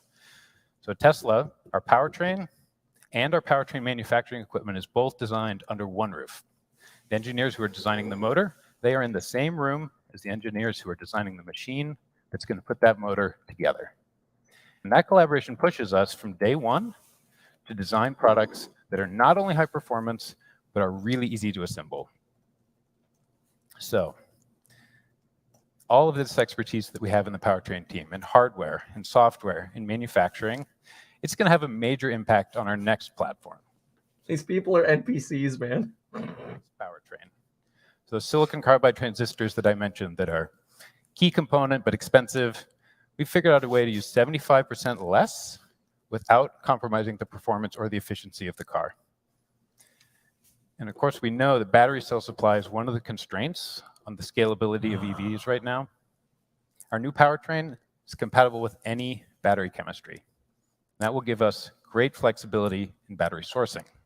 Okay, $1,000. Got it. Okay. If we want to make EVs more accessible to people, they have to be cheaper. We've reduced the drive unit cost to about $1,000. And we don't think any other automaker is even close to that number. Finally, the bigger a factory is, the longer it takes to build. If we can build the same number of cars from a smaller factory, we are going to be able to scale EV production faster. Our next powertrain factory is 50% smaller than the one that's behind me today, even though it has the same capacity. All of these improvements, I think, are going to be transformative for the adoption of EVs and our ability to scale them. There's one more thing that I want to highlight. So I talked about how we had reduced the amount of rare earth in our powertrains. And as the world transitions to clean energy, the demand for rare earth is really increasing dramatically. And not only is it going to be a little hard to meet that demand, but mining that rare earth, it has environmental and health risks. So we want to do even better than this. We have designed our next drive unit, which uses a permanent magnet motor, to not use any rare earth materials at all. Ooh, there goes MP material stock. How does all this fit into the master plan? Bye-bye. We can make lower cost products that are still efficient and compelling, and we can make them at scale. We're going to use less of constrained commodities, silicon carbide, rare earths. We're going to build them all in compact and high output factories that are easy for us to build quickly. We're going to make that easy to scale powertrains all the way up to the levels that Drew and Elon mentioned at the beginning. And this achievement, like all of the achievements that I mentioned today, it's only possible because of the incredible people on our powertrain teams. They are absolutely committed to the cause of sustainable energy, and that is why we can do what no other company can do. Thank you. Dude, I hope they're handing out Tesla tequila at this event. That would be the funnest thing at this event. I'd like to welcome my colleagues Pete Bannon and David Lau. Thanks, Colin. Oh, God. Are we getting a presentation from the Tesla robots? No kidding. Welcome to Texas. Pictured here is the low voltage system of a Model S from 2012. This car was primarily designed with vendor source controllers integrated by Tesla. There are over 300 low voltage devices that encompass everything from the mundane, like the light in the glove box, like the to the presentation, complicated, like the infotainment computer, to the safety critical, like the airbags, steer-by-wire, They're not showing him because he's literally reading this word for word. The low voltage harness is built from individual wires cut to length, crimped, and inserted into connectors. A manual process that is tedious, error-prone, and doesn't scale well. Going forward, we want to reduce the size and complexity of the harness and enable automated manufacturing. These wire harnesses introduce extraordinary complications, especially in the early stages of development and bring up of a vehicle, because when we're trying to bring up this entire system and we see that it's not working properly, we don't know whether it's a problem with the software, with the controller, the processor, any of the endpoints in this entanglement of wires. And so we have to go and debug everything all at once. And Pete's going to tell us about how we're going to make it better. So I'm going to talk briefly about a few things that we've changed over the years since the Model S. With the Model 3, Tesla started designing an increasing share of our controllers by merging controllers together. And we were able to simplify the design with a significant reduction in wire count and weight. Going from S to 3, we reduced the wire harness by 17 kilograms compared to Model S. And this is a pretty big deal. And just to put that into context, our VP of Engineering, Lars, will deliver a bottle of your favorite spirit to your desk if you manage to save a kilogram of weight from the car. So this improvement cost him quite a lot. Okay. Good joke. Do we skip one? Yeah. Oh, the original Model 3 controllers were enhanced and then built into Model Y. Those improved controllers were then moved back into Model 3 when we introduced the heat pump. At that point, we had shared controllers across both cars, which helped simplify our supply chain. Those Model 3 and Y controller designs were then updated and enhanced for the new versions of Model S and X that we introduced in 2021. For Cybertruck, we are now designing 85% of the controllers in the car. For the next gen platform, we're going to finish the job and be designing 100% of the controllers to give us full control of the design and the supply chain at the component level. Having full control of the supply chain at the component level has been critical to Tesla over the last few years as the supply constraints have hampered our ability to build cars. And with that control comes control over all the software, which enables us to develop features and functionality that we never even dreamed of at the time we designed the hardware. So that's why you see software in your cars getting better and better over time in ways that we didn't even think of when we designed the hardware in the first place. Mm-hmm. Yeah, Sentry Mode is one of my favorite last-minute changes. One of my favorites. With the introduction of Model 3 in 2017, we deleted relays and fuses from the car in favor of e-fuses. E-fuses replace moving parts with solid-state transistors. They provide fine-grained control of the power system to software and allow software to do advanced things like load shedding in the car under adverse conditions. E-fuses also allow for software-controlled retries for transient faults, and they allow for detailed monitoring of the power system over time. And the theme you hear a lot about today is software-controlled hardware. And when I think about that in my team, software-controlled hardware is fundamentally about being able to sidestep what otherwise would have been static trade-offs between one attribute or another in a piece of hardware. We are able, with software, to instill intelligence, context awareness, and context-specific behavior into what otherwise would have been a piece of hardware that had to get optimized for one type of scenario. We get more of everything. In 2022, we completed the transition from lead-acid batteries to lithium-ion batteries, and which use a new toolless connector. We expect lithium-ion batteries to last for the life of the car, so don't expect anyone to wake up to a dead battery ever again. This eliminates a major source of failures for our car, and the toolless connector makes it easier to service the car, and it also includes a software feature to allow validation that the connector has been properly installed at the end of a service event, which removes another source of failures in our cars. Obviously, the mass and volume savings are also significant, which is super helpful.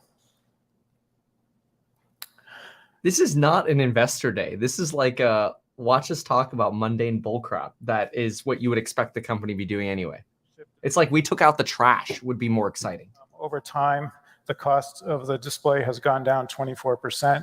We've been able to reduce the weight by 12%, and we've reduced the power by 33%. At the same time, we've increased the brightness of the display by 50% and improved the color accuracy. So this is one of our favorite things at Tesla, is to make a component cheaper and better. Uh-huh. At Tesla, the drive to improve efficiency in the car is never ending. I think of it as like peeling a carrot. You just take a swipe at it, a little bit falls off, doesn't really make much of a difference. But if you just keep at it, over time, it accumulates into a pretty significant improvement. One of the changes that we're looking to make right now is to change something that's been steady for the last 60 years, 12 volts. 12 volts has been, as I said, for 60 years. The demand for power in the car has been steadily increasing to the point where we now have to have pretty large wires to drive over 200 amps of current around the car, which increases the mass and cost. With Cybertruck and all future Tesla platforms, we will be moving to 48 volts. This reduces the current needed by a factor of 4. And since power loss in the harness is resistance times the square of the current, a 4x reduction in current leads to a 16x reduction in lost power while distributing energy in the car. That allows for smaller wires, smaller e-fuses, and smaller controllers. It also allows us to make those heat sinks smaller, or in many cases, remove it completely, all benefiting the car in terms of mass and weight. 48 volts is the future for low voltage design at Tesla and likely the rest of the industry in due course. We welcome and encourage other OEMs and the entire supplier network to join us on this evolution. You bet. The number of wires in the car is driven by the number of endpoints that need to be powered and controlled. In the past, centralized control has led for wires spanning the entire car. For Cybertruck design, we have moved to a local controller where the wire is connected to the nearest controller, and those controllers are connected over Ethernet. Wires are routed to the nearest controller where the data is converted into a network packet for transmission to the correct location in the car. To be effective, the network must be reliable, have low latency, and low jitter, and these are all attributes that we've been able to achieve with the current design. The design has eliminated most of the cross-car wires in Cybertruck, and with the next-gen platform, we're going to finish the job and eliminate all of them. This consolidated vehicle network allows us also to make a whole lot more dynamic changes on the fly to how components in the vehicle talk to each other, rather than the traditional approach of separate CAN buses that are spread throughout the vehicle and fixed in hardware. And one of the nice things is that you can see the entire vehicle through a single connection, which wasn't possible in the past for debug. For the next-gen platform, we're looking to optimize the controller design across the entire car and across all of the organizations, not just for a given subsystem. Simplifying the wire harness will enable automation. 48 volts will allow us to reduce the size, mass, and cost of the low-voltage system, and it's one of the key things to enabling us to scale production of the low-voltage systems for the Master Plan 3. David? Cool. So I joined Tesla in 2012, and even in those very early days of the Model S, we already had the ability to update software over the air in all of the controllers throughout the entire vehicle at a time when no shit to update software in only their infotainment units. And furthermore, we've had sophisticated anonymized data logging and telemetry capabilities that allow us to understand how the fleet is doing, what customers are doing with it, and how it's responding in the field to that usage. These two capabilities combined, OTA updates and data insights, give us the ability to iterate quickly on our software and to maximize the amount that we learn and proceed and the progress that we make in every one of those iterations. We've used these capabilities to inform countless design decisions in both software and hardware. Yeah, one example is that we were able to monitor and track the use of the sunroof in our cars and found that our customers never use their sunroof. So we made this easy decision to remove it. Very barely, yeah. I haven't had sunroofs for a while. As another example, we are able to use our collision data to design our crash safety systems for what happens in the real world, far beyond what regulatory and consumer ratings tests prescribe. And then furthermore, we're able to use that data to recreate in simulation all of those crashes every single time we make a change to the vehicle's design or to the software that controls the airbags and other restraint systems. Here on this graph, the gray dots that show up first are specific crash tests that are prescribed by regulatory and consumer ratings agencies throughout the whole world. And the rest of the color that fills in around and on top of it, those represent the crashes that we've seen happen in the real world. Those are what we design for and what we test to. Right. And last year, this data was used to change the algorithm for seatbelt tensioning to reduce injuries in the field, which was OTA to all of our cars. Here are a few statistics that demonstrate how staggeringly quickly we gain new insights from the anonymized data that we've received from the fleet every day. Every day, 123 million miles driven, 1.9 million charge sessions, and those rates are only increasing as we deliver more and more cars into the world. As another example, we've analyzed patterns in the way the fleet drives and charges to optimally size battery packs for our next generations of vehicles.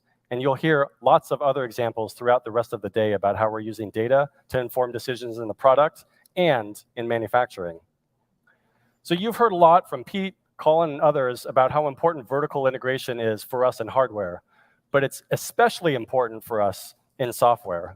And this is extremely difficult from the way the rest of the traditional automotive supply chain is set up. In most situations, all the controllers in the car are delivered by different Tier 1 suppliers, whose software is written by Tier 2 suppliers, who farm some of that software out to different Tier 3 suppliers, and so on and so on. Making a change... Like I care about technicals, but this is just like... before any work can even start. And furthermore, integration of software in the server side with what's happening in our vehicles has always been a core part of our DNA and enables us to do things that nobody else can. Most engineers think about the vehicle as a complete, consolidated, fully contained system.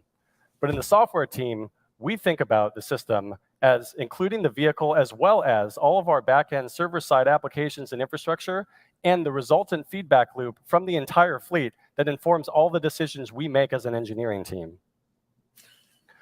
For example, we recently released a feature in Model S and X that automatically, predictively adjusts and raises the suspension for ride comfort before the car hits a section of rough road.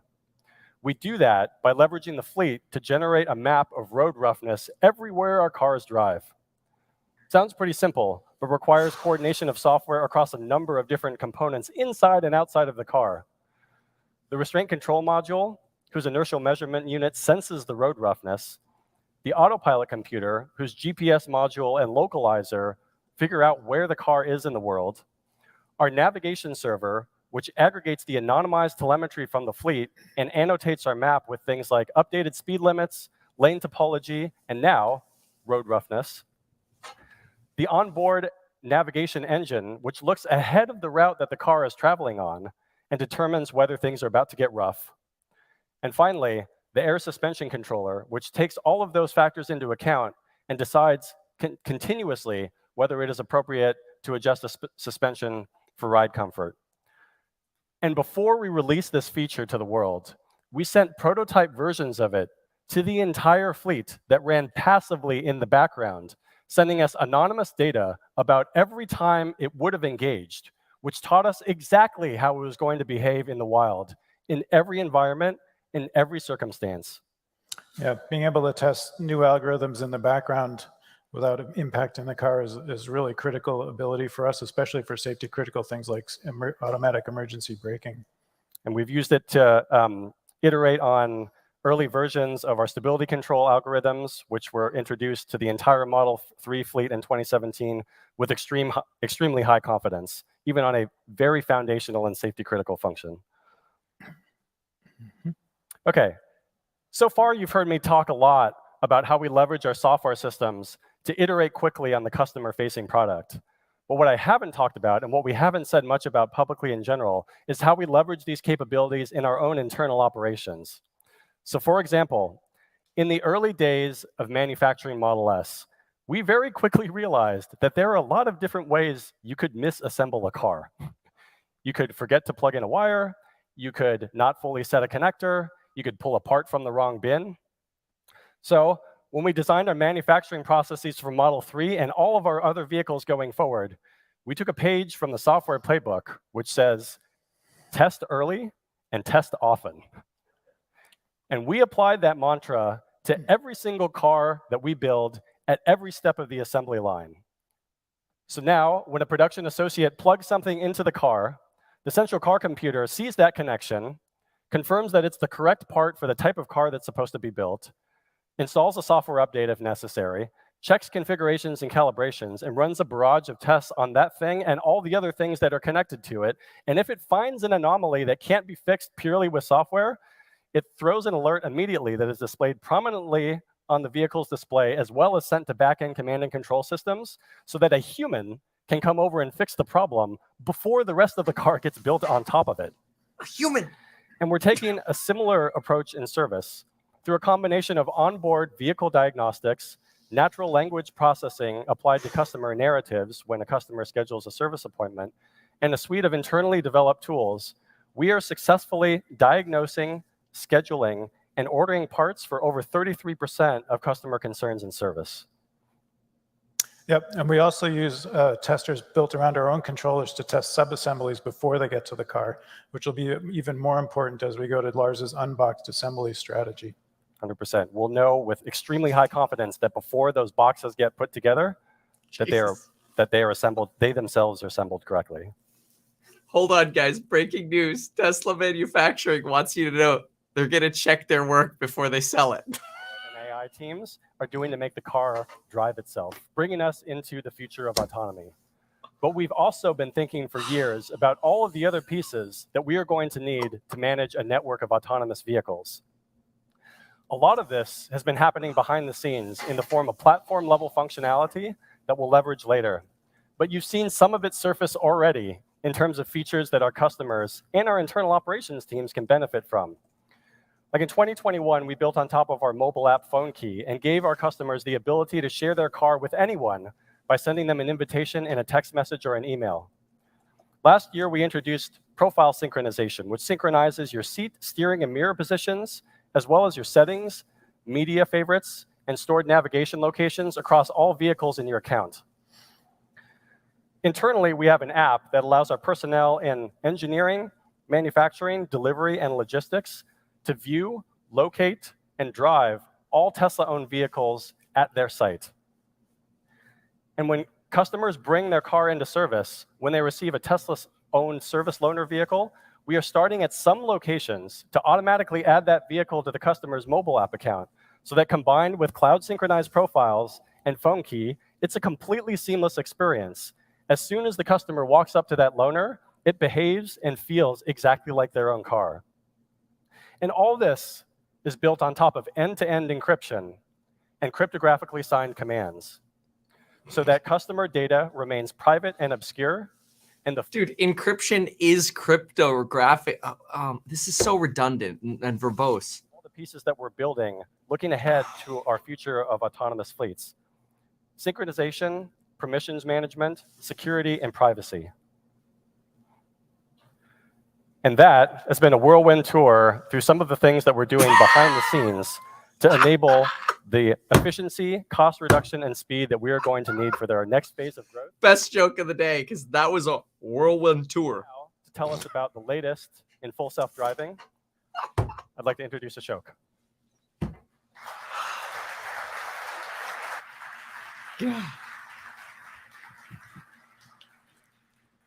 Thanks, David and Pete. Hey, everyone. My name is Ashok Kelliswamy. I work on autopilot and self-driving at Tesla.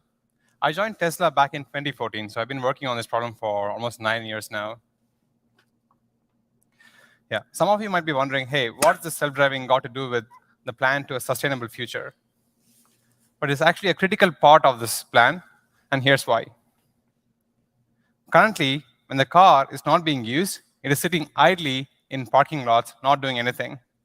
But when autonomy is truly unlocked, this car, instead of being idle, can go serve other customers. This fundamentally reduces the need to scale manufacturing to extreme levels, because each car is being used way more. But this is no trivial problem. Building a scalable self-driving system is, I think, one of the hardest real-world AI problems out there right now. Nonetheless, we at Tesla have made significant strides in making one of the most general systems at solving this problem. There are three main parts to get right to build a scalable problem. First is the architecture of the AI system. Second is the data. And third is the compute. We'll start with the architecture. At Tesla, we are betting on AI, machine learning neural networks to help us build a general vision and planning system. In the early days, we used to have single camera, single frame neural networks. I hate to say it, but so far it feels like a compilation of all the crap they've told us in the past. Like, none of this is new. Last few years is transition most of our stack into this multi-camera video neural networks. These neural networks take in the live feed from the car in real time of the 8 cameras in the car and produce a single unified 3D output space. There are many tasks that we produce, such as the presence of obstacles, their motion, lanes, roads, traffic lights, what have you. This is one example output that you're seeing here. This is from our occupancy network that predicts the positions of obstacles and their motion. You can see that it precisely captures the swervy, violent motion of this truck next to us. And this helps the planning system to avoid a collision with this object. Some of the tasks, such as lane connectivity, are more complicated to model using naive methods in computer vision.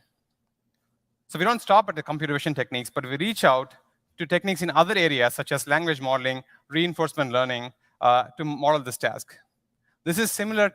These networks use similar techniques, such as transformers, attention modules, autoregressive modeling of tokens, similar to what large language models like ChatGPT do out there.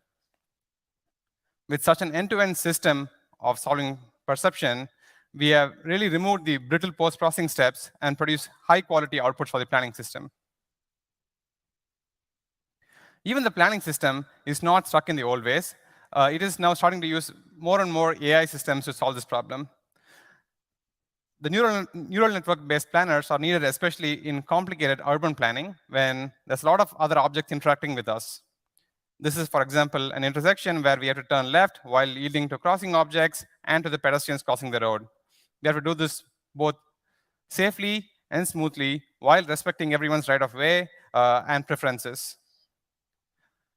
If this was done naively, each configuration would take 10 milliseconds of compute, and there are easily thousands of configurations to reason about. This would not be feasible using traditional compute. But using AI, we have packaged all of this into a 50 millisecond compute budget so it can run in real time. The second big piece of this puzzle is the data.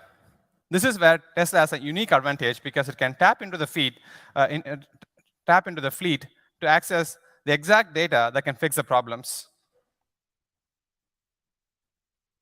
But raw data is not sufficient. In order to train these networks, you need labeled data. You need labels to supervise the networks. And if you only depended on the human labelers, this data would be too tiny to train these large multi-camera video modules. We need lots and lots of data to train these networks. Hence, we have built a sophisticated auto-labeling pipeline that collects data from the fleet, runs computational algorithms in our data center, and then produces the labels to train these networks. Here, you are seeing a 3D reconstruction that is happening by collecting various clips from different cars in the fleet and assembling all of them together into a single unified representation of the world around the car. You can see all the lanes, the road boundaries, curb, crosswalks, even the text on the road being accurately reconstructed by these algorithms. We don't have to stop at this kind of reconstruction. Once we have this base reconstruction, we can build various simulations on top of it to produce an infinite variety of data to train for all the corner cases. We have a capable simulator that can synthesize adversarial weather, lighting conditions, and even the motion of other objects to test all the corner cases that might even be rare in the real world. Here's an example of why this data is critical and how we can solve problems using data. So back in the days, for example, in this case, we had some false braking where we thought this car that's actually parked there was going to move into our path, and hence we were precautiously braking. But it is unnecessary because the car is truly parked. So how can we solve this? What we did was we mined the fleet for similar cases where the car had false braking due to some parked car. We added 14,000 videos to our training set. And then once we trained the networks again with this new data, it now correctly understands that, OK, there is no driver in this car, hence it must be parked, so then there is no need to brake. And this is a systematic way to solve problems. On the chart on the right side, you can see that every time we add data, the performance improves. And then we can do this for every kind of task that we have in our system. And this is what we call as data engine. We identify challenging cases, such as the one you saw earlier. And there could be other different types of challenging cases too. We mine the fleet for such data, put it through our auto labeling system, and produce the labels, add it to the training set. And once we have the newly trained models, we deploy them to the fleet. If we rinse and repeat this process, everything gets better and better. The final critical piece is the compute. In order to train these large models in a reasonable amount of time, you need lots of compute. In addition, compute is also required to produce the labels automatically. This is just compute in our data centers. In addition, we also have high computers in the car, which can run up to like 150 teraops of compute. On the back end, we have a 14,000 GPU cluster, and roughly 30% is used for auto labeling, and the remaining 70% is used for training. We also have a 30 petabyte of video cache, and this is growing to 200 petabytes. All of this is going to significantly increase once we bring Dojo, which is our training computer, on board into this. Just to give a reference, just the occupancy networks that you saw earlier use 1.4 billion frames to train these networks. We have already shipped our FSD beta software to pretty much everyone that has bought it in United States and Canada. This amounts to roughly 400,000 customers who can turn it on anywhere, and then the car would attempt to drive to the destination. It's still supervised, but it can already handle turns, stop at traffic lights, yield with other objects, and generally get to the destination. We have observed that people who use FSD are already 5 to 6x safer than the US national average. Like I mentioned earlier, the solution to scalable FSD is getting the AI architecture, the data, and the compute just right. And we have assembled a world-class team to execute on this. Pushing the frontier on these three items, and as we improve the safety, the reliability, and the comfort of our system, we can then unlock driverless operations, which then makes the car be used way more than what it is used right now. With that, I'd like to introduce Elon back on stage to give some more updates. So Elon honestly probably read the tweets. So I think Elon's going to be aware of, like, people are bored AF. So let's see if he can turn this around.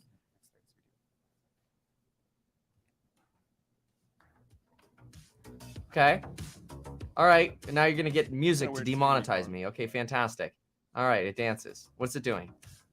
Okay, yeah, it's showing us how to unplug something. Okay, great. Okay, fantastic.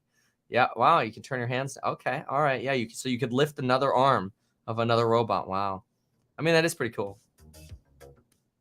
I'm kind of keeping the volume low because of the music is just going to end up canceling my video here. Okay, all right. Okay, well, this is cool. I mean, it's slow AF, but hey, if it could do this 24/7, I'm okay with that. What is it pumping? What is it like jerking up and down in the middle? What is that? It's obviously not doing parkour, but it is walking around, and we have multiple copies, I suppose, of Optimus. Yeah, that's cool. Drill. Yeah, go ahead, get it. There you go. The thing that almost, I think Tesla brings to the table that others don't have is that we have. All right, we're getting demonetized here. real-world AI. We're the most advanced in real-world AI. So the same AI that drives the car, which you can think of the car really as a robot on wheels, and this is a robot on legs. So as we solve real-world AI, and I don't think there's anyone even close to Tesla on solving real-world AI.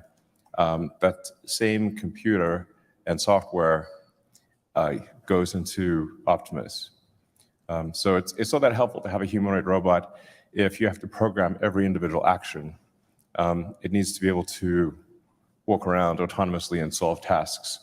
You should be able to instruct it in simple things by showing visually what the robot needs to do, or just telling it what to do. So I think that's a key advantage that we have. And then we also are good at designing things for manufacturing and then manufacturing itself. So the actuators in Optimus are all custom designed Tesla actuators. So we designed the electric motor, the gearbox, the power electronics, obviously the battery pack, and everything else that goes into Optimus. We were quite surprised to find how little was available off the shelf, because there's a vast number of electric motors, gearboxes and whatnot that are available in the world, and we found none of them were useful in a humanoid robot, literally none. So you have to custom design the actuators for a humanoid robot. And so the same team that designed the groundbreaking electric motors that are in the Model S Plaid designed the actuators in the robot. So, I mean, for practical purposes, what this means is that we should be able to bring an actual product to market at scale that is useful far faster than anyone else. And assuming the things I'm saying are true, or at least you can put it, I think they are true. It's just a question of the timing. You start getting into interesting questions of what's the ratio of humans to humanoid robots? I think it might be greater than 1-to-1. Because you could sort of see a home use for robots, certainly industrial uses for robots, humanoid robots. I think we might exceed a 1-to-1 ratio of humanoid robots to humans. It's not even clear what an economy means at that point. Since an economy is output per person times persons, but if output is much higher and there's no limit on persons, then what's the actual limit on the economy?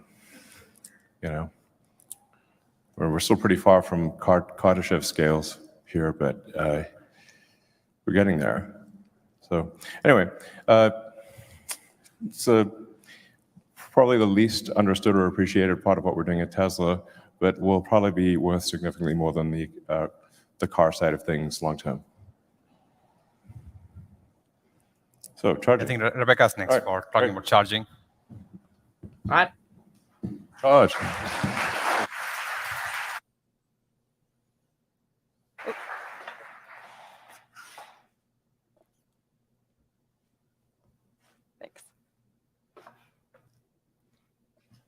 Hi there. My name is Rebecca Tanucci, and I lead our charging infrastructure teams here at Tesla. And at Tesla Charging, we have understood since day one that a great charging experience is the linchpin to electric vehicle adoption. And that understanding has meant that we've always taken a holistic approach to charging. That's a word that you've heard a lot here today, but what it means for charging is that we've considered every use case. We think a lot about what it means to charge at home, even if that home is an apartment or condo. And we spend a lot of time thinking about what does it mean to charge away from home, including if that's for daily commuting or if you're going on a road trip. And this holistic approach has led to some pretty incredible results. In 2022, we provided 9 terawatt hours of charging across our various charging methods. Over 50% of that was supplied via convenient AC home charging. And when our customers are away from home, they can visit one of our 80,000 charging points. That includes 40,000 of our beloved superchargers. Now, getting here has meant that we've spent 10 years building charging infrastructure when basically no one else in the industry would do it. And while we certainly have a lot of areas that we want to improve, those 10 years have afforded us the opportunity to get pretty good at charging. First, we have the industry's lowest deployment costs. Our costs are often 20%, if not 70% lower than alternatives. And that goes for both our supercharging hardware and deployments and our AC charging product lines. A lot of reasons that we're able to achieve this, you've heard a lot of them here today. We're vertically integrated. We manufacture and engineer all of our own charging equipment. We share components across our different product lines. And on the supercharger side, we also install and operate all of our own sites. And that's led us to be pretty obsessed with finding new ways to innovate around installation. As an example, we have recently extended our excellence in manufacturing to how we build supercharger sites. We are pre-building 4-post supercharger units at our factory in New York. We load them on a truck, we truck them to site, and then we crane them into position. This method saves us 15% on our deployment costs, and we can install a site in a matter of days. Once we install a site, we also operate it really efficiently. Over the last few years, we've been able to cut our per kilowatt hour cost by 40%. Again, a lot of reasons for this, but one at the top of the list is we've focused on increasing our site utilization. Site utilization is just how many sessions or kilowatt hours can we push through a site or a post. And basically doing that allows us to spread our cost over more sessions, thus lower cost per kilowatt hour. But of course, that's easier said than done, because when we push up site efficiency, of course, the risk is that we have a poor customer experience and we have wait time at our sites. This is where Trip Planner comes in. Trip Planner is our in-vehicle routing or navigation system. Other electric vehicle manufacturers, well, some of them have vehicle side data.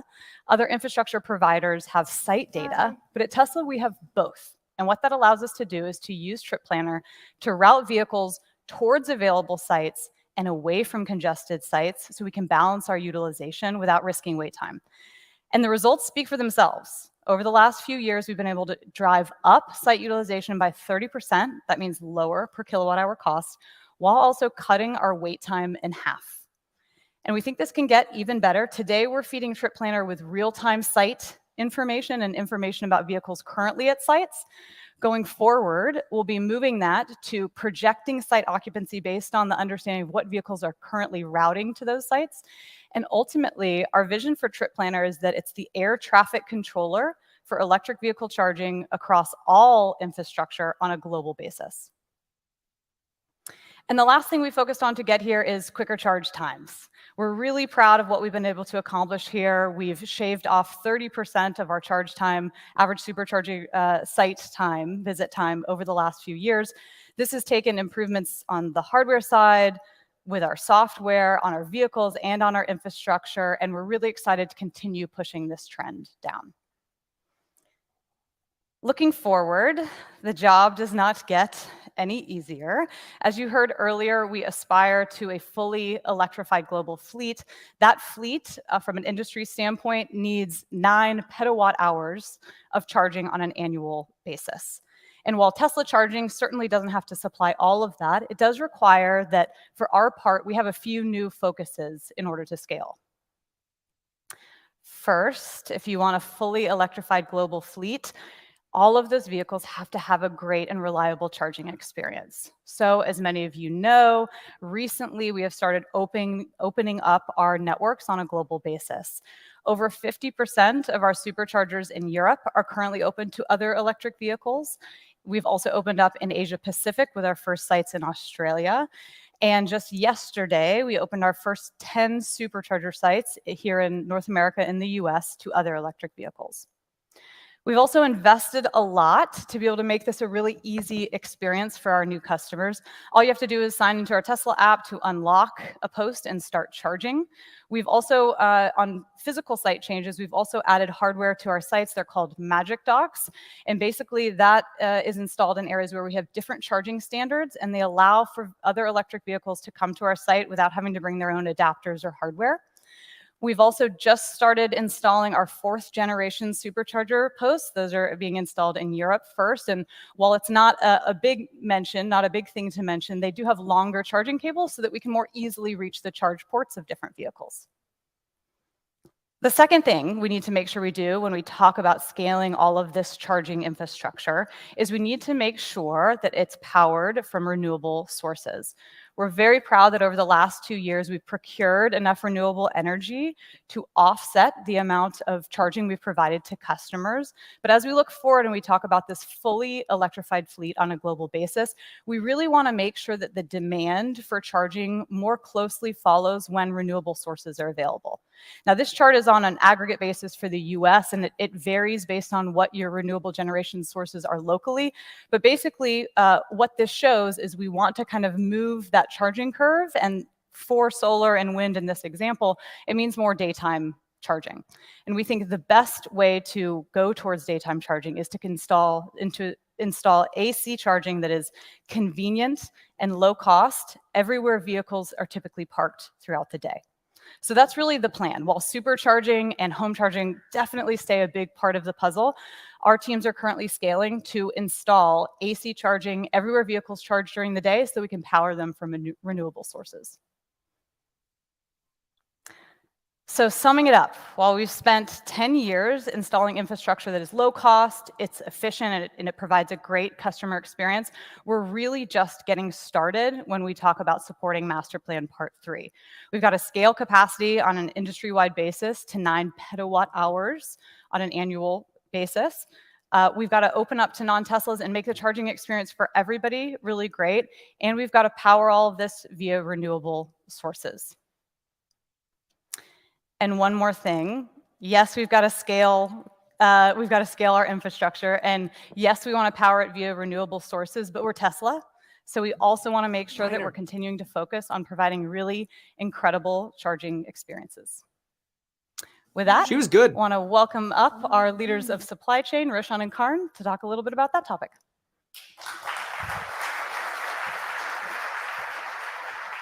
She was a good presenter. They need more of her. Thanks, Rebecca.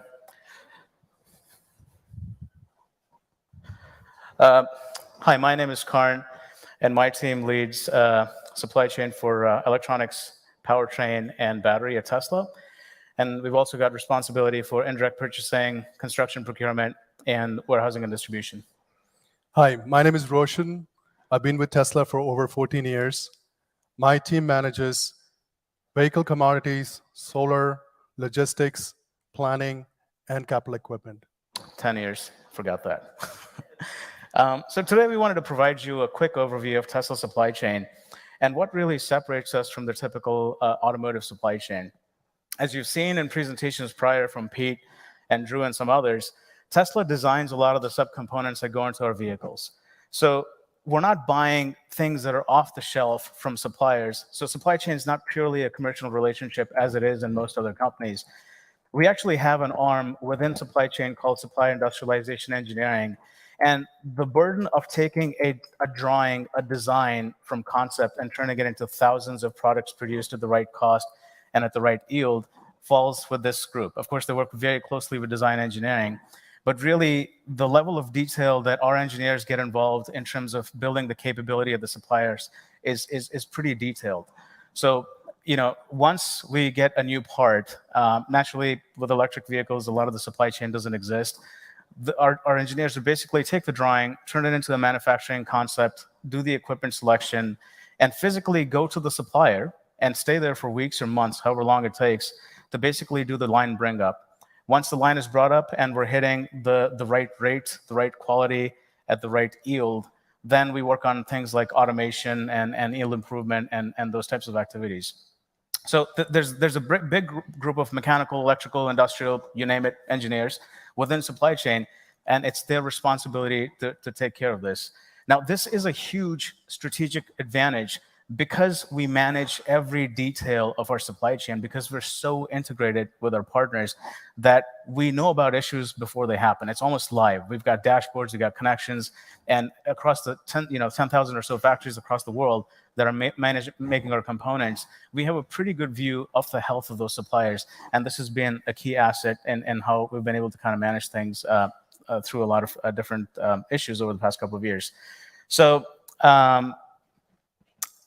supply chain is a game of perfection. Perfection is a passing grade. It's like if one part doesn't show up, that line goes down, and our CEO finds out about it in less than 20 minutes. Tesla is very different than Apple. They outsource manufacturing, we do it in-house. So supply chain is kind of right in the middle.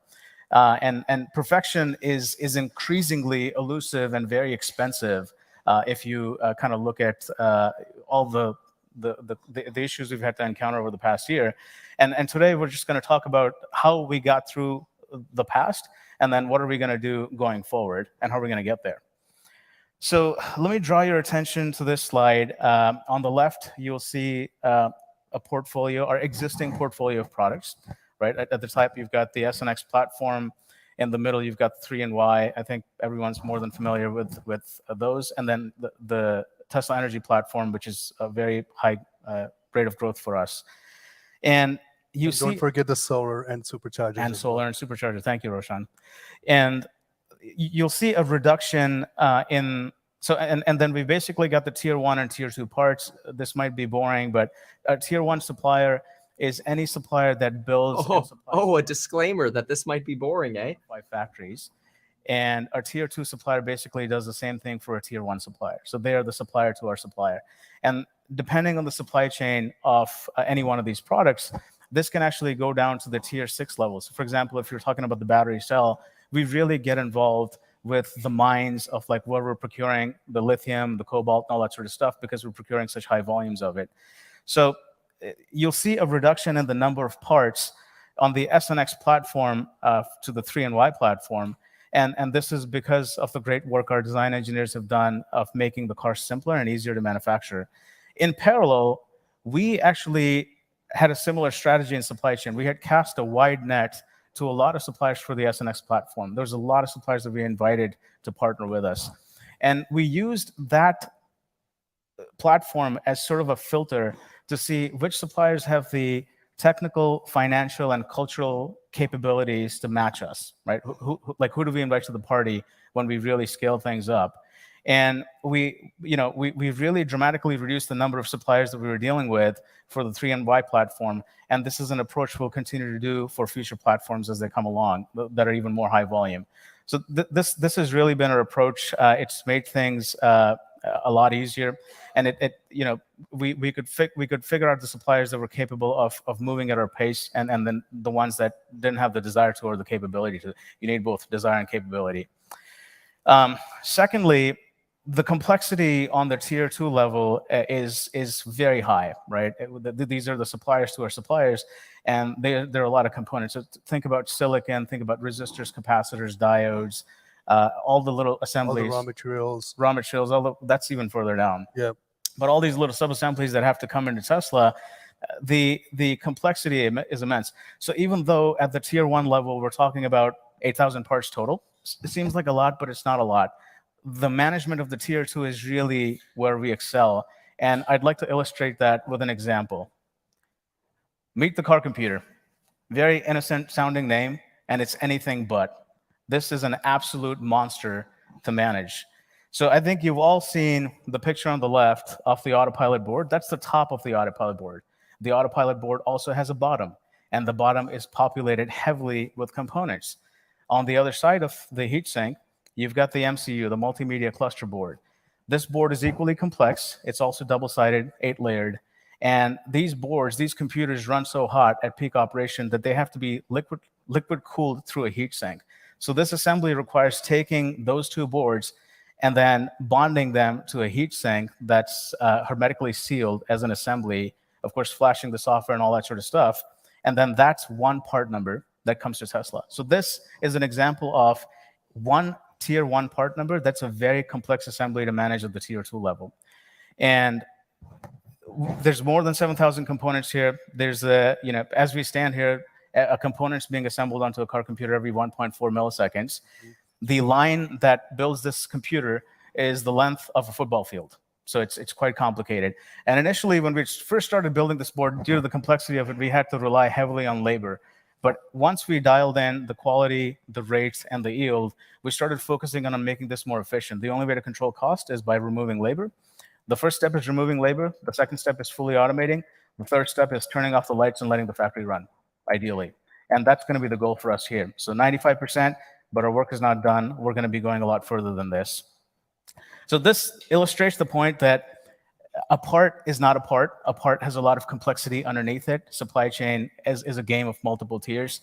And what's made us successful is our involvement in all the details with our supply engineers that are Tesla employees. They're Tesla supply engineers. So they're like on our payroll that go and ramp up these capabilities at our suppliers. And then just managing each and every attribute of it. 7,000 a day through the chip shortage, through the pandemic, through all the other stuff that we had to deal with, was very difficult to manage. But because we had all the details, we were able to pull this off. Of course, supply chain is not just about parts. It's also about logistics and a lot of other things. So I'll hand it off to Roshan for sharing some stats.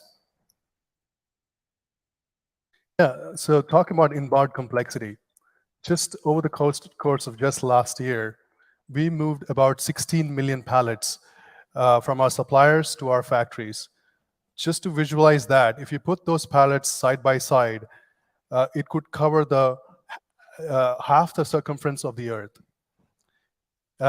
And talking about, again, the tier 2 complexity, over 1 billion electronic components get moved every week to support the production that Karn and team manages. This is right now, 1 billion components a week, right. 52 billion. This is going to go up, by the way. And on top of that, we also have the responsibility to make sure the right component is supplied to the right service location to support the growing fleet of our vehicles. And we have about 685 service centers that these components need to show up just in time. And then we've also been, as a result of pandemic and even before that, we're working on dual sourcing and triple sourcing some of our critical components. As a result of it, we have suppliers around 45 countries in the world. Yeah, our approach really has been to bring the manufacturing of subcomponents closer to the point of consumption. It makes the supply chain more green because you're not burning diesel, moving stuff around. And it also gives us the security of supply of having multiple sources in case one factory gets taken offline. And that's how we got through pandemic also. Yep. So last 3 years were incredibly hard. Karn and I used to look a lot younger pre-COVID. But on a serious note, pandemic really changed the game of supply chain management. We were just not being a regular supply chain person. We were rolling up our sleeves and negotiating with state governments, city managers, mayors to help kickstart our suppliers to restart their operations. There are some really inspiring stories where our supply chain team really fought hard to make sure that the factories don't go down. And it's also a testament to the resilience of our supply partners. Having said that, it was not all about resilience and never give up attitude. We had also laid the foundation of having dual sources, and also, in many instances, we had many, things that we had simplified, the parts that we had simplified, the supply chain design that we had simplified, due to which we were able to get through the pandemic in much better shape than rest of the automotive. It forced us to adapt. Right. We encountered issues one at a time. It was really a team effort. We heavily relied on the government relations team. You literally had to, the COVID pandemic, as you're aware, happened in different countries at different times. But unfortunately, you need all the parts to make the car. So at any given point, there was one factory that was lying down. There was one jurisdiction that was being, that didn't want to. They wanted to shut down a factory because you had an outbreak. So learning the rules, understanding, coming up with argument points, leveraging the team, and getting those. It was a difficult but good experience. Exactly. We learned a lot. Yeah, and as we were just figuring out to work with COVID, then the port congestion hit on the West Coast. Logistics lead time went up by twice the amount, and we were operating with less than 35% accuracy in the system. That means at any given point, the ETAs of the vessels were 75% off. So we figured out how to work with that, and then the chip shortage hits. Yeah, the chip shortage. That was a nightmare. But we got through it. I mean, I think it's a testament to the tenacity of the team and the resilience of our supplier partners. It's mostly behind us, and I think the results speak for themselves. Tesla was able to grow production volumes at a time where the rest of the industry had a hard time staying flat. I think they shrunk, actually, cumulatively. And we're often asked the question, how do we manage through it? And the answer is very much kind of baked through the presentations today. First, we design our own electronics. So in order to control cost, we really had to go and build relationships with all the tier 2 suppliers to negotiate them directly.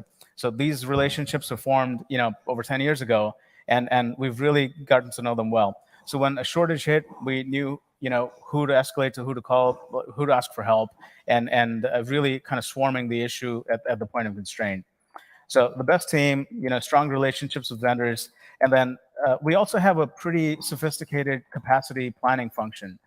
Tier 2 capacity needs to come on earlier than Tier 1 capacity. Tier 3 capacity has to be even earlier. And our team does a very good job of having that strategic alignment with all our partners to make sure that the capacity is ready before we need it. We're a mission-based company. Our goal is to put as many EVs out there. We did not let the pandemic phase us. We were full throttle, and it was pedal to the metal in terms of our demand signal. That also helped. The silicon industry has very long lead times. They invest billions of dollars in sophisticated fabs that take years to build. So that stability and demand is something they appreciated, and it's something that is very, very much a Tesla thing. So this was looking back, right? This is how we got here. This is how we got from 0 to 40,000 cars a week. Let's talk about how we get to 20 million. So the question gets asked, is Tesla going to basically break the chip industry if we grow to 20 million vehicles? The answer is no. But let me walk you through a logic on that. So as it stands right now, a Tesla enabled with a full self-driving computer has 4 times the silicon content of a regular vehicle. So at about the 2 million run rate, we're consuming about 700,000 12-inch wafer equivalents. That's the industry term that's thrown around for capacity in silicon. That's how much we're using, so a little bit below 1 million. And the global wafer capacity, based on the estimates we've seen, is about 135 million. So we're about 0.5% off the industry. Not a lot. Now, if you get to 20 million, when we get to 20 million, and if we don't make any simplifications in terms of part count, which is also a separate work stream, I think Colin talked about it, Pete talked about it, we're not going to have all these different components. We're really going to simplify the architecture because simpler is better.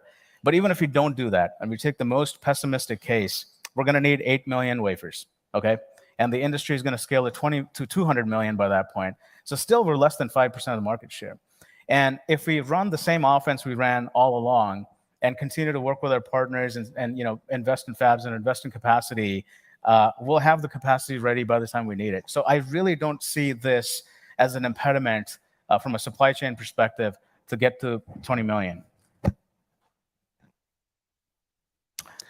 Now, I would like to talk about a page that we took out of the electronic playbook and applied it to the mechanical side.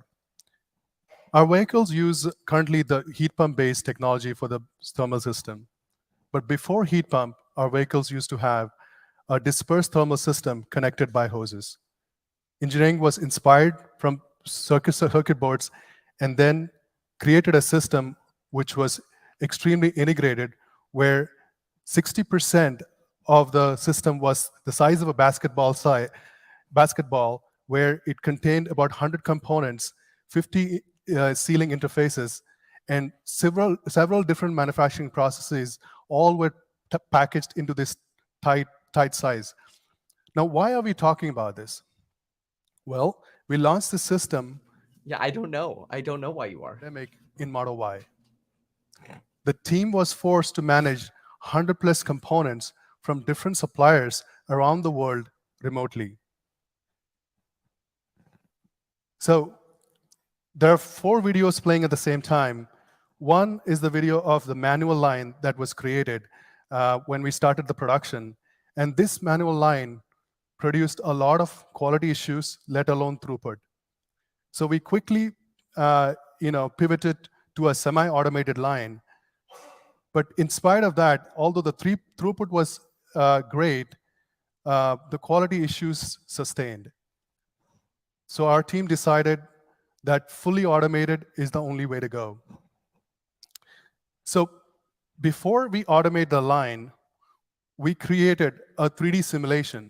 Now, not many companies or teams have this capability, where at this point, now when a part gets spec'd, we have the ability to create a 3D simulation of all the complex subassemblies that would be involved in making the part, and tell the suppliers exactly what equipment to purchase, what to test, and create an end-to-end line in simulation. And that's what we did here.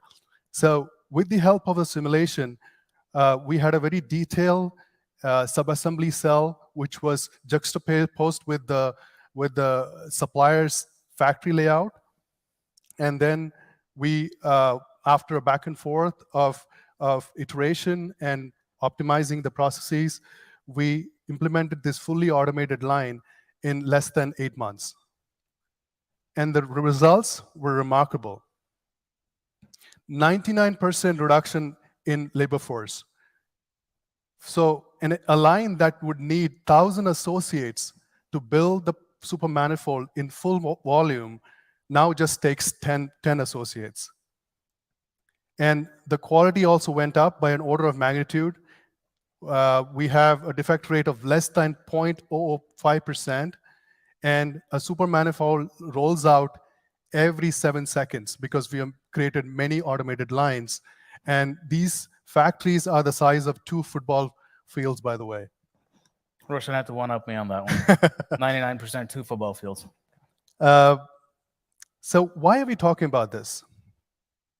In a world where labor costs are increasing, labor participation is increasing, there's a huge turnover.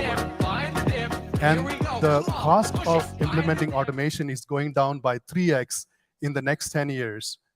This is how we are thinking about complex assemblies, and we are going to push this type of thinking into our supply base more and more, who will be building our complex assemblies. This is the only way we think we can confidently scale to the 20 million vehicles target. To summarize, we have laid the foundation in getting ready to execute Master Plan 3. Our strategy is supply chain design simplification. We are going to make sure that we have more control into the tiers of the supply chain. We are going to grow responsibly and sustainably with our long-term partners, and we'll automate. Yeah, it's like, going from 0 to 40,000 cars a week was tough. I mean, it took a lot of trial and error. It took a lot of learning. There was a lot of pain.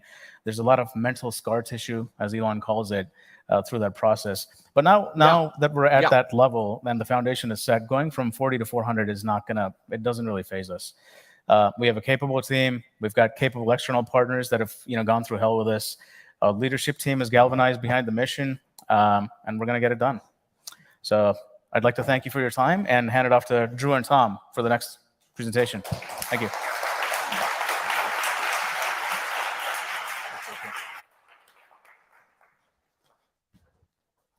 Hi, everyone.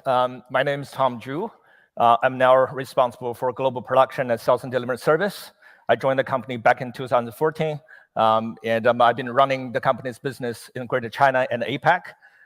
Today, I'm representing all the gigafactories and talk about how we can make more cars and faster.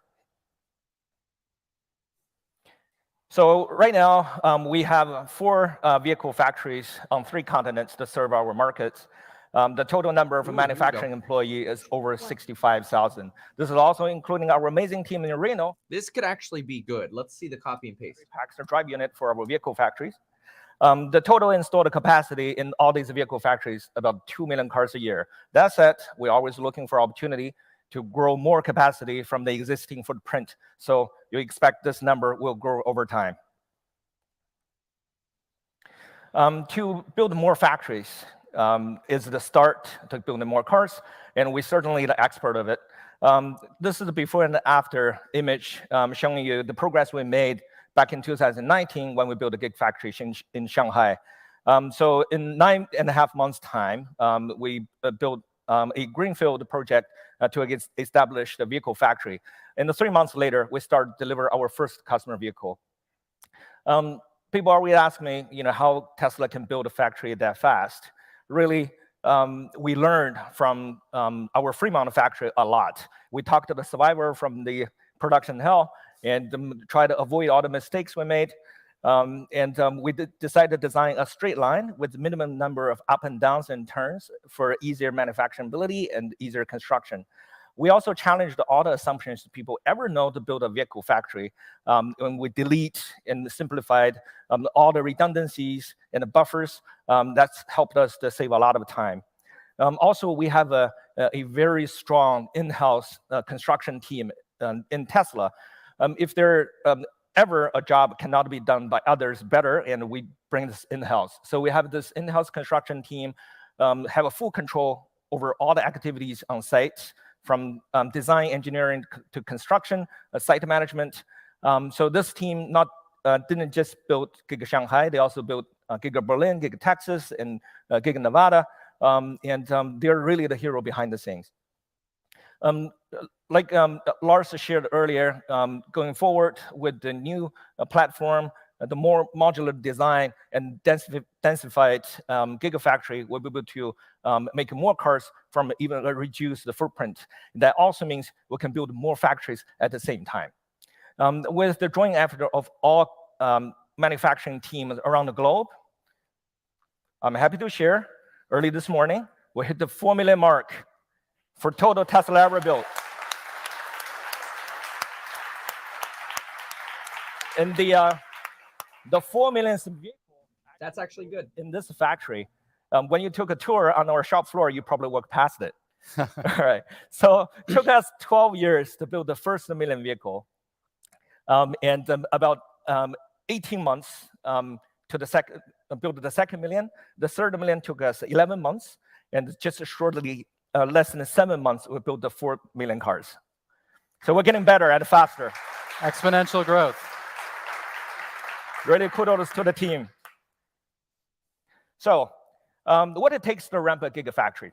Well, if you have 600 robots, 10,000 trained employees, or 5,000 human and 5,000 Optimus, and hundreds of processes, you can do it. Sounds simple, but it's extremely hard. So there's two key metrics that we predominantly focused on. It is the overall equipment effectiveness and the cycle time. In Tesla, we're setting the passing grade for our vehicle factories with 90% OEE and 45-second cycle time. What that means, the OEE really evaluates the equipment uptime, the machine performance, and the quality. Simply put, this is the actual production time on a good quality product versus the planned productive time. The higher, the better. 45-second cycle time, that means you expect every 45 seconds there's a car running off the final assembly line in the factory.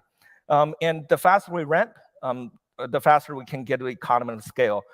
If you look at the chart on the left, Shanghai be able to significantly drop our labor hours per car during the ramp. The little dip there has happened in the last Q2 2022 because of the COVID shutdown. And on the right is the Fremont Model Y shop. Even this is a 6-year-old facility, the team there still be able to optimize the material flow, eliminate all the single point of failure, and drive higher output, hence reduce the labor hours. And actually, this factory keeps setting a new record. Yesterday, they just had a new factory daily record. Congrats, Fremont team. Absolutely. So how can we reduce the cycle time, keep improving efficiency? We follow the philosophy Elon shared about building rockets, which is questioning, basically find the right problem to solve, and we start with delete, simplify, then we try to accelerate, pressurize the line, and find if the solution actually work. And at last, we think about the automation. There's one example in Gigafactory Shanghai. In the paint shop, we find that there's overlap baking range between the PVC sealer and the top coat. It was done by 2 different ovens, and we decided to combine the 2 processes. Eventually, that helped us, didn't just help us to reduce the cycle time, but also save the 9% of energy consumption and the 9% of the CO2 emission. Also, we commonized the SNX design in Fremont. Right now, we have a common body and common headlamp. We eliminated about 40 parts and reduced about 10% of the cycle time. So all these improvements really help us to get to a faster ramp trajectory. And we didn't just learn from these high volume existing factories, we also learned from the new factories. Most recently, our Berlin factory team implemented a 5G private network on the shop floor, helped us to overcome about 90% of the overcycle issues for a particular process in GA shop. We're going to soon implement this globally. Right now, we have an integrated global organization from production all the way to sales and delivery service. This will help us to strengthen feedback loop between manufacturing and the service. We obviously want to bring a delight for customer ownership experience to our car owners. With this direct feedback loop, we be able to turn customer escalations and the feedback into quick actions, improvement on the shop floor immediately. With that effort in the past 6 months, we'll be able to reduce the time in service and early ownership service, also service appointment wait time significantly. So 4 factories, not enough. If we want to hit the 20 million car a year target, we're going to keep building new factories, new lines, and that will come up with new product as well. And with more to come, all gigafactories now in one organization, we'll be able to replicate unified ideas across factories. Also, we will help the new factories that ramp faster and also produce a better quality at a lower cost. Now I'm going to hand over to Drew and talk about the cell manufacturing. What? No announcement on a Giga, man? What presentation is this? Vehicle factories, but also new cell factories. And we're going to talk about how we follow the same model when we do so. But first, I thought I'd just provide a little bit of an update on cell production. So remember Battery Day, we showed this video with the spoon and how we went from dry powder to film. Let's just say there's no spoon now. What? So many of you in this room saw this on your tour today, but here is our dry electrode machine here in Texas, one of the lines we have installed here. Fully automated, no spoon, from powder and foil in to coated electrode out. Yeah, they got rid of the spoon on this presentation. Productivity perspective, per tool perspective, this is over 20 times the productivity of the tools that we showed folks on the tour in Keynote back in Battery Day. So we've made a lot of progress on one of the key parts of the cell manufacturing process. And we've also continued to focus on refining the way we make cells and the factories that the cells go inside. As you can see on this chart, from typical 2170 cylindrical cells to 4680, we made a huge leap, which is basically a 5x reduction in the factory footprint and volume and footprint. And then from going from what we did in Fremont in our pilot line to Texas, we improved further, and we're improving again when we go into Nevada. And what this actually represents is a series of actions taken by a very integrated, holistic design team across, the product design, the manufacturing design, the process design, the equipment design, and the facility design. They all need to work together to make this happen. And you can see on the bottom, just as an example of simplicity up, investment down, and scaling up. Parts, we've reduced the number of parts in the cell, the number of processes, significant reduction in the number of processes. And collaborating with those 5 design groups, we've been able to end up with a factory that's 10 times smaller volumetrically, which means it's faster to get built. It's much lower capex per gigawatt hour output, and we can go and scale, to our objectives of, 240 total terawatt hours, 1 terawatt hour a year of stationary storage, and 20 million vehicles a year. with the scalability that is required to achieve our goals. And we're not just looking at the cell factory itself, but also upstream materials where necessary. What you see here is the rendering of the 50 gigawatt hour a year Corpus Christi lithium refinery that we've already broken ground on here in Texas.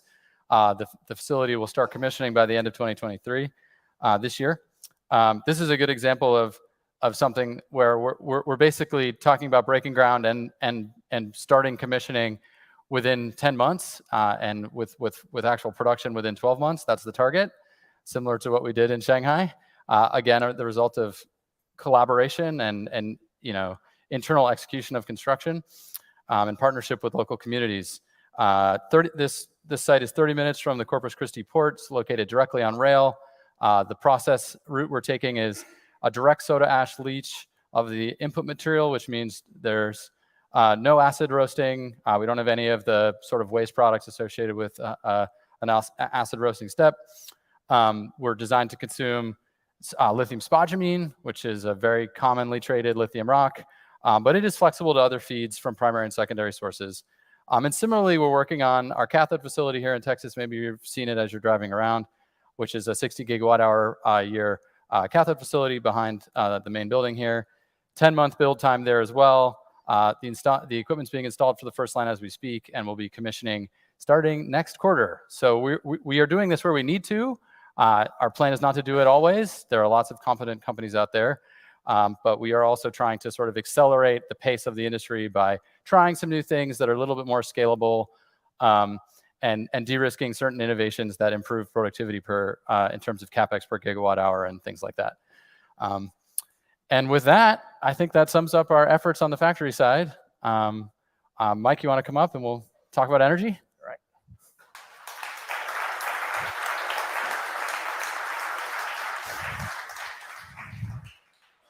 All right.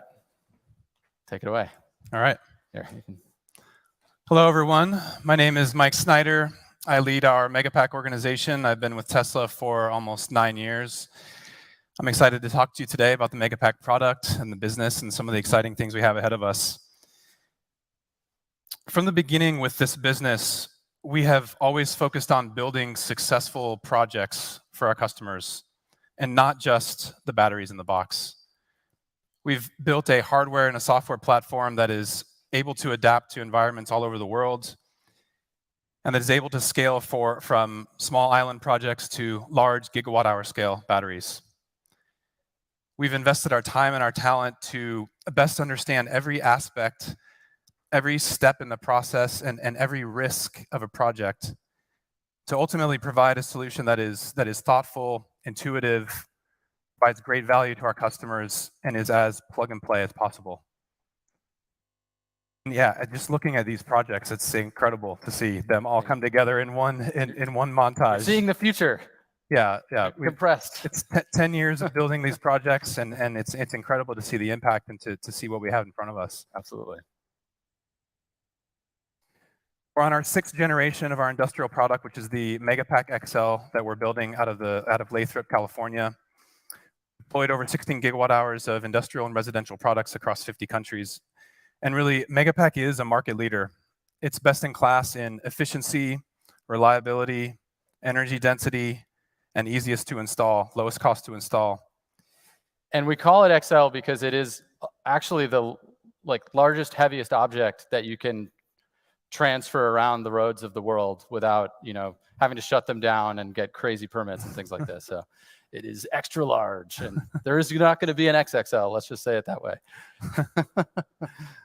There's been incredible demand for the product. 2023 is going to be a great year. We have gigawatt-hour scale projects being built. The Lathrop factory continues to scale and ramp up, and there's new products on the near-term roadmap, so a lot to look forward to. How did we get here? Number one, a maniacal focus on all aspects of delivering stationary storage. What do we mean by that? What are some examples? As you see here, the Megapack enclosure, for one example, we designed the wireways directly into the base of the enclosure. So typically you need to install a bunch of conduits and cables under the ground. Now you can lift them up and install them directly into the base, increasing the speed of deployment and lowering the cost. Next, we see the batteries and the power electronics. And the power electronics is really the beauty and the elegance of the Megapack. So this is what converts the DC power to AC power on the grid. The brain is built directly into the product. It is able to connect to any grid in the world right out of the box. It allows it to all the Megapacks on a given site to work as one unit. And really, it's what makes it what it is. I think it's the most incredible feature of the Megapack. As you build out the full site, what we end up with is the most energy-dense solution on the market, upwards of 300 megawatt hours per acre. And just as a frame of reference, this solution is 2 times more power dense than a typical gas peaker plant. So this is the future. This is where we're going. This is the product that retires the fossil fuels. Yep. 1 power plant at a time. We talk about power electronics a little bit more. Tesla is a leader in power electronics. We've deployed over 1.4 terawatts across energy storage and vehicle. And we deliver more power electronics than the solar and the wind industry combined on a per annum basis. And power electronics, it's hard to overstate how impactful they are. They are really the glue in the sustainable energy economy between generation, storage, and the end use. You know, those power electronics devices are switching, you know, thousands of times per second, hundreds of thousands of times per second to efficiently react to whatever is needed, either in the car or in the grid. And because they are so sort of software driven at their core, they can provide functionality that hasn't been available to the grid in the past. And it's one of the reasons why renewables and storage together are such a great solution. Yep. And one reason that we focus on power electronics and control so much is because of the impact that it has on the projects directly. So just as an example here on the left, we have a firmware feature that we call virtual machine mode. And what virtual machine mode is it contributes to grid stability like a car's shock absorber that dampens oscillations or vibrations and keeps the ride smooth. So you can imagine if you don't dampen those vibrations, the vehicle could lose control or someone could get hurt.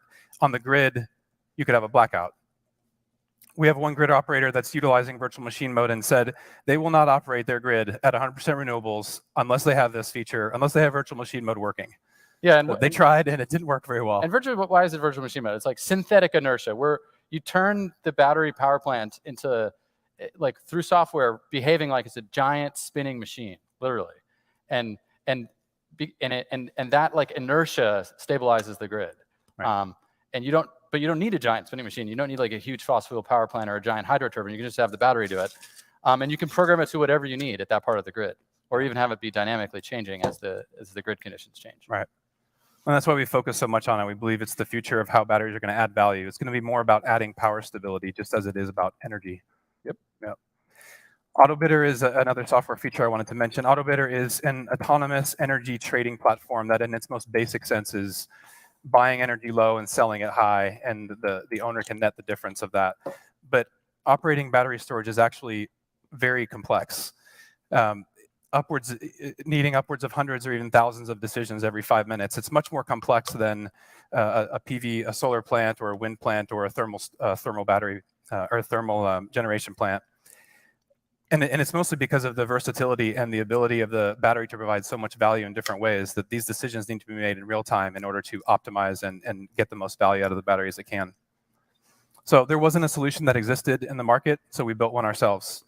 In the markets we've deployed them in Australia, in Texas, and the UK, it has proven to be a market leader. We're continuing to invest in AutoBidder as we expand to new markets. Second point of how we got here, a relentless focus on speed of execution, and there's 2 points to be made here. First one is in building factories. What you're seeing here is a time lapse of the mega factory that was built in Lathrop. We took it from a JCPenney distribution center to a world-class manufacturing facility in less than 12 months, which is incredible. And really, the way that we did this is similar to what my colleagues have described. It's leveraging the vertical integration of Tesla. It's getting the vehicle manufacturing team in the same room as construction and engineering and making decisions quickly with all the stakeholders and decision makers. We're using the lessons learned from Lathrop as we speak, as we plan for our next factories. Second, it's about installing projects faster. I've mentioned this already, but plug and play is kind of at the core of what we're going for. Over the past 4 years, we've we've increased the installation speed by 4x, and we've reduced the total labor involved across both construction and manufacturing by 3x. We think that this is key to unlocking our ability to scale and our customers' ability to scale with us. We need to be laser focused on reducing that time from when the Megapack leaves the factory to when it is operational on the grid. And it's not just about centralized storage, it's also about distributed storage, the future roadmap of well, at least here at Tesla. And maybe some of you know about this sort of retail plan we have here in Texas, and I just wanted to talk a little bit about how that all fits together. So Tesla Electric really unlocks the full value of distributed energy and storage products. So it enables our customers to become their own utility. The data on the page is from our South Australia virtual power plant, another Tesla Electric setup that we have. Over 2022, it's 5,000 customers that we have the data for. You can get a sense for what's happening. So just if they were being provided default utility service and you looked at the cost of serving them that electricity, on average, $140 a month. If they all had solar and Powerwall, but the solar and Powerwall wasn't interacting with the grid, wasn't participating in the energy market, the cost of serving that customer would go from from $140 a month to $70 a month. If Tesla Electric is operating those assets in an intelligent way to benefit the grid, Tesla Electric being basically a software that we developed out of AutoBidder for the purposes of these distributed energy resources, we can actually pay the customers to bring their energy services to the grid. That's what happened in Australia last year. And Australia is a little bit of a special case. They represent the future, South Australia in particular. Solar and wind supplied 70% of South Australia's energy in 2022. That compares to 30% in Texas and 35% in California. But this is an indication of where this is all headed, of both centralized and distributed storage resources providing the key to unlocking fully renewable grids. And Tesla Electric is the retail plan that we're using to bring that to bear for our customers that have our products. And this is how we're rolling it out. First, as it exists, it's available in Texas for people who have Powerwalls in their homes. But we need to extend beyond that. Over 1 billion people live in markets with competitive retail electricity. And there's over $2 trillion in annual energy spend in these markets. This is a huge opportunity. And our intention is to bring this to market by market in the same way that we've approached Tesla Insurance, where we can bring value to our customers to reduce their total cost of ownership of our products. So actually what we're going to do next, and this is pretty exciting here in Texas, by this summer, we're going to offer a retail electricity plan to people who have our cars where they can have unlimited overnight home charging for $30 a month. This is part of reducing the total cost of ownership of our vehicles. And the reason why we can do this is because Texas has a ton of wind. And in Texas, the wind blows at night. So actually serving these customers with electricity at night for their cars is the best thing to do for everyone. And so this is a way to incentivize people to charge at home at night directly from renewable power. It's part of the grand master plan we talked about at the beginning. So we're very excited about this. And we do see this similar to Tesla Insurance, as I said, as further reducing the total cost of ownership of electric vehicles. So putting this all together, we're really at the beginning of this massive ramp in energy storage deployment. And reflecting back on the master plan, we talk about needing tens of terawatt hours of stationary storage. So we have our sites set on annual production rates of 1 terawatt hour, which is 25x our capacity at Lathrop. In the near term, we see really strong demand for the Megapack product, over 100 gigawatt hours per year in 2023, and growing by over 100 gigawatt hours per year over the next few years. So the demand is there. And naturally, as we continue to focus on cost and speed and value, the things that we've mentioned, it's clear we need to build more capacity and we need to ramp it quickly. So while the challenge is big, it's also a huge opportunity for Tesla. It's a huge opportunity for the Megapack business. And I'm excited to see the impact that it's going to make on our grid transition. As am I. Yeah. All right. All right. Thank you. Thank you all. Yes. All right. And Lori, Brandon, come on up. Oh, my Lord. Impact? What's Hi, this I'm gonna be? Brandon with the legal team. Thank you. Legal? Not just for coming, but being investors. Oh, Now, yeah. we Hold that we with have an two hands, baby. engaged board and management team. We've met with you, and today is the culmination of that. We've heard you, which is why we're excited to share this Investor Day with you. Now, I'm getting creeped out. Our board at the appropriate time, but for now, I'm excited to introduce Lori Shelby, who's going to discuss sustainability and our employees. Lori? Dude, if this is the legal team, we're... Thank you, Brandon. Hi, everyone. My name is Lori Shelby, and I lead the Environmental Health, Safety, Security, and Sustainability team. I've been with Tesla for 5.5 years. So I'm going to talk about Tesla's impact. God damn it. And of course, that starts with our awesome team members. So you've heard a lot today about our amazing products, our process, our software. You've seen lots of numbers and lots of graphs. You've also heard a common theme. And that common theme is that Tesla's team is what drives our success and makes a difference. Whether you're in our factories, in our sales, service, and delivery centers, our warehouses, or in the field, you can see and you can feel the collaboration that's happening. And you also can see the pride that everyone has in working for Tesla. So before I go on, I want to give a big shout out and a thank you for our Tesla team globally. So let's...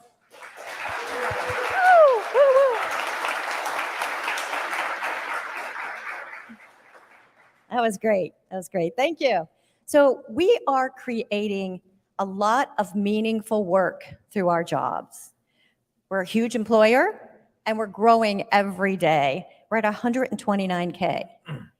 And more than half of our team works in vehicle manufacturing. And almost 60% of our team is based in the US. People want to join our mission, and we need to grow, and we need to hire the best people. Engineers want to work for Tesla. Look at number 1 and number 2, SpaceX and Tesla. In 2021, we got 3 million applicants. 3 million. That's incredible. And our culture at Tesla is anyone at any time can raise an idea or make an improvement suggestion across safety, people, cost, production, quality. Because we have a very simple process called Take Charge. And Take Charge is really employee engagement. And as Take Charges go up, as you can see in this graph, injuries go down. And you know why? People who do the work, the people who do the work know how to improve the work. Sustainability is everything. It's our mission. You've heard about it all day, part of our master plan. But at Tesla, we don't just tick boxes to meet a requirement. We really focus on the impact that our products and our software will deliver.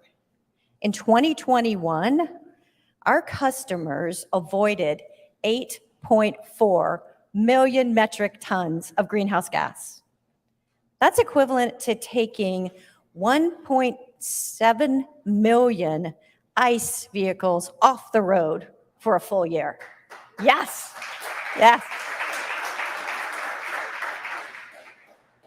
We're also focusing on doing really good work and driving sustainability into our operations. We have year-over-year reduction in our water use, in our waste, and we're growing and building a renewable energy program within our operations, just like supercharging, as you heard. So it's not just about our products, it's the way we make our products, both phases. Tesla, our company, is solving both sides of the clean energy equation. We've got the clean generation, the clean storage. We also have zero emission transport. As this slide shows, from 2012 to 2021, our products generated more energy that was consumed by all Tesla vehicles and our factories. It's amazing. Yeah, I like the claps. Yeah, I'll take claps. So our vehicles use less emissions than gas-powered vehicles. Even in the worst case scenario, 100% coal grid, the Model 3 has less emissions than the average ICE car. And we're only going to get better. You heard about that today. Every product we make is more efficient. Every factory we build is more sustainable. So it's only going to get better and better. So as we build our zero emission future, we've been talking with our stakeholders, with our shareholders, about how do we improve our reporting framework. And we are aligning with the TCDF. So TCFD. So we're aligning with the TCFD, which I know many of you have been asking us about. I also want you to stay tuned because there's going to be much more coming in our impact report. So thank you all. And up next is Zach Kirkhorn.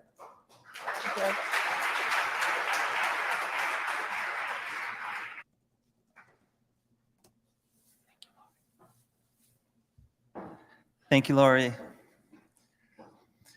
All right, so this is our last section of our prepared remarks today. Thank God. We'll kind of take what we've discussed today and summarize it at the corporate level for our financials. Maybe before I jump into the details here, we've never done an investor day as a company. We've never brought our leadership team out and asked them to talk about the things that they're working on. Don't do it again. You know, I feel very fortunate to be able to work alongside this group of people and support their teams. And I also just want to thank them. They're in a room in the back listening to this for all of the work that they've put into today and getting the company to where it is today. So thank you to the Tesla team.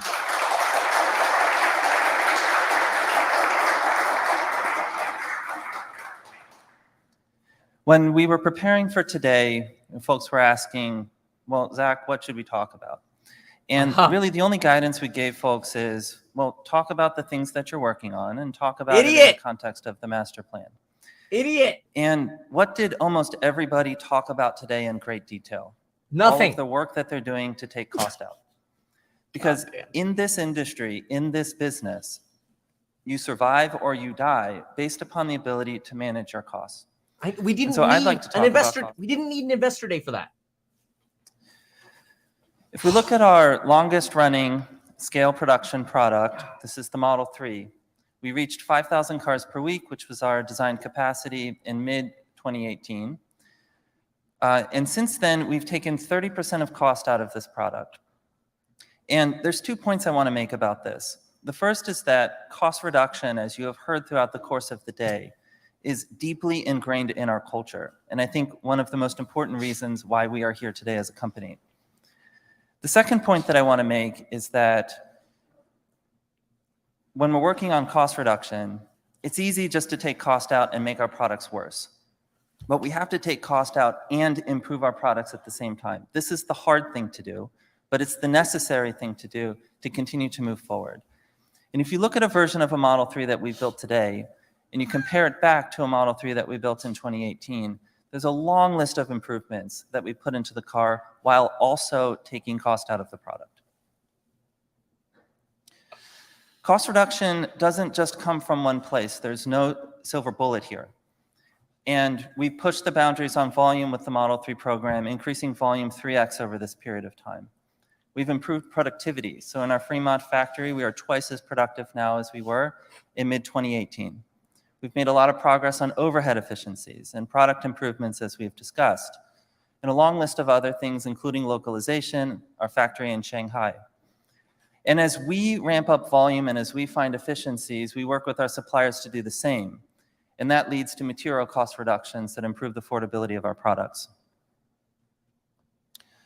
And as we look forward to our next-gen vehicle, our target is to reduce 50% of cost, and we've talked about that a bit earlier today. From going from the Model S and X platform to the 3 and Y platform, we took out 50% of cost. So the task here is to do it again. And this is very important because as we improve affordability, the number of customers who have access to our products dramatically increases.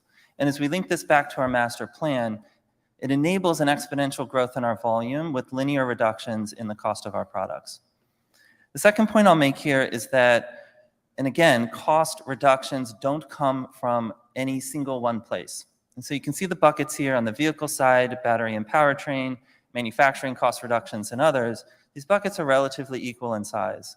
And so in order to take 50% of cost out of the product, we have to go through everything.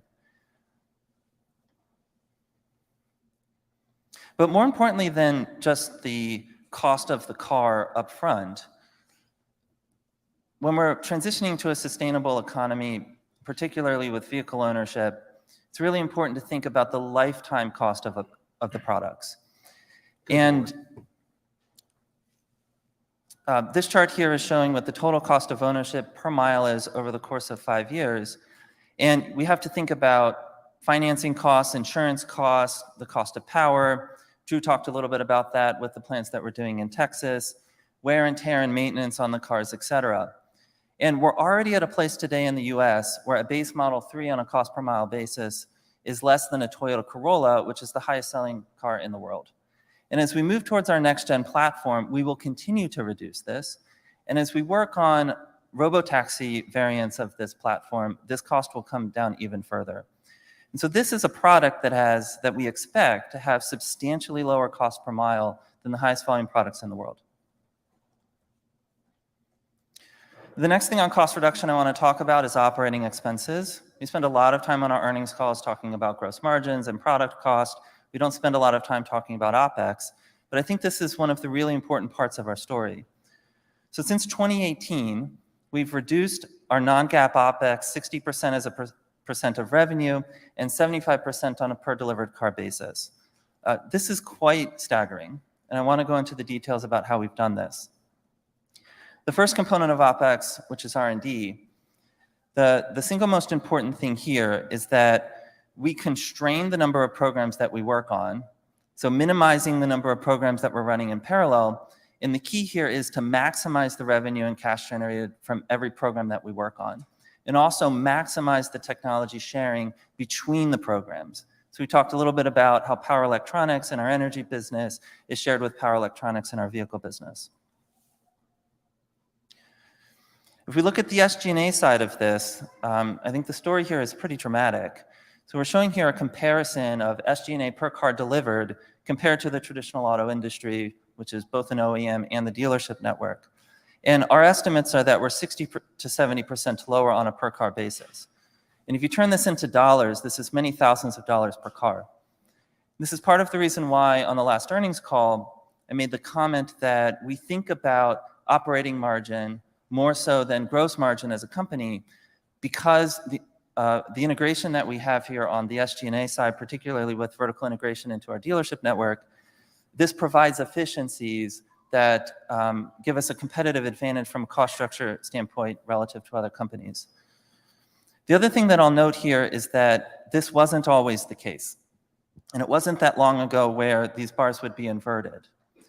And if we go back a little bit in time, and we talk about when we launched Model 3 in the Fremont factory, we went from 2,000 cars per week, which was S and X, adding 5,000 a week to that for Model 3 got us to 7,000 cars a week. You've heard some folks here today talk about production hell. What I don't think we've ever talked about as a company is back Investor Day hell, which also happened at the same time. And it's 7,000 cars a week, 350,000 cars a year. We want to go to 20 million cars a year, and we're struggling at 7,000.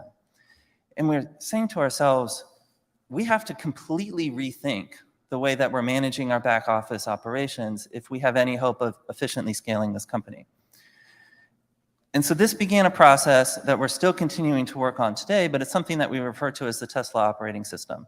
So in the same way that we're vertically integrated into the software that manages our cars, we've also vertically integrated into the software that runs our company. And all of our major departments in the company are using, not all of them yet, but almost all of them are using our in-house software.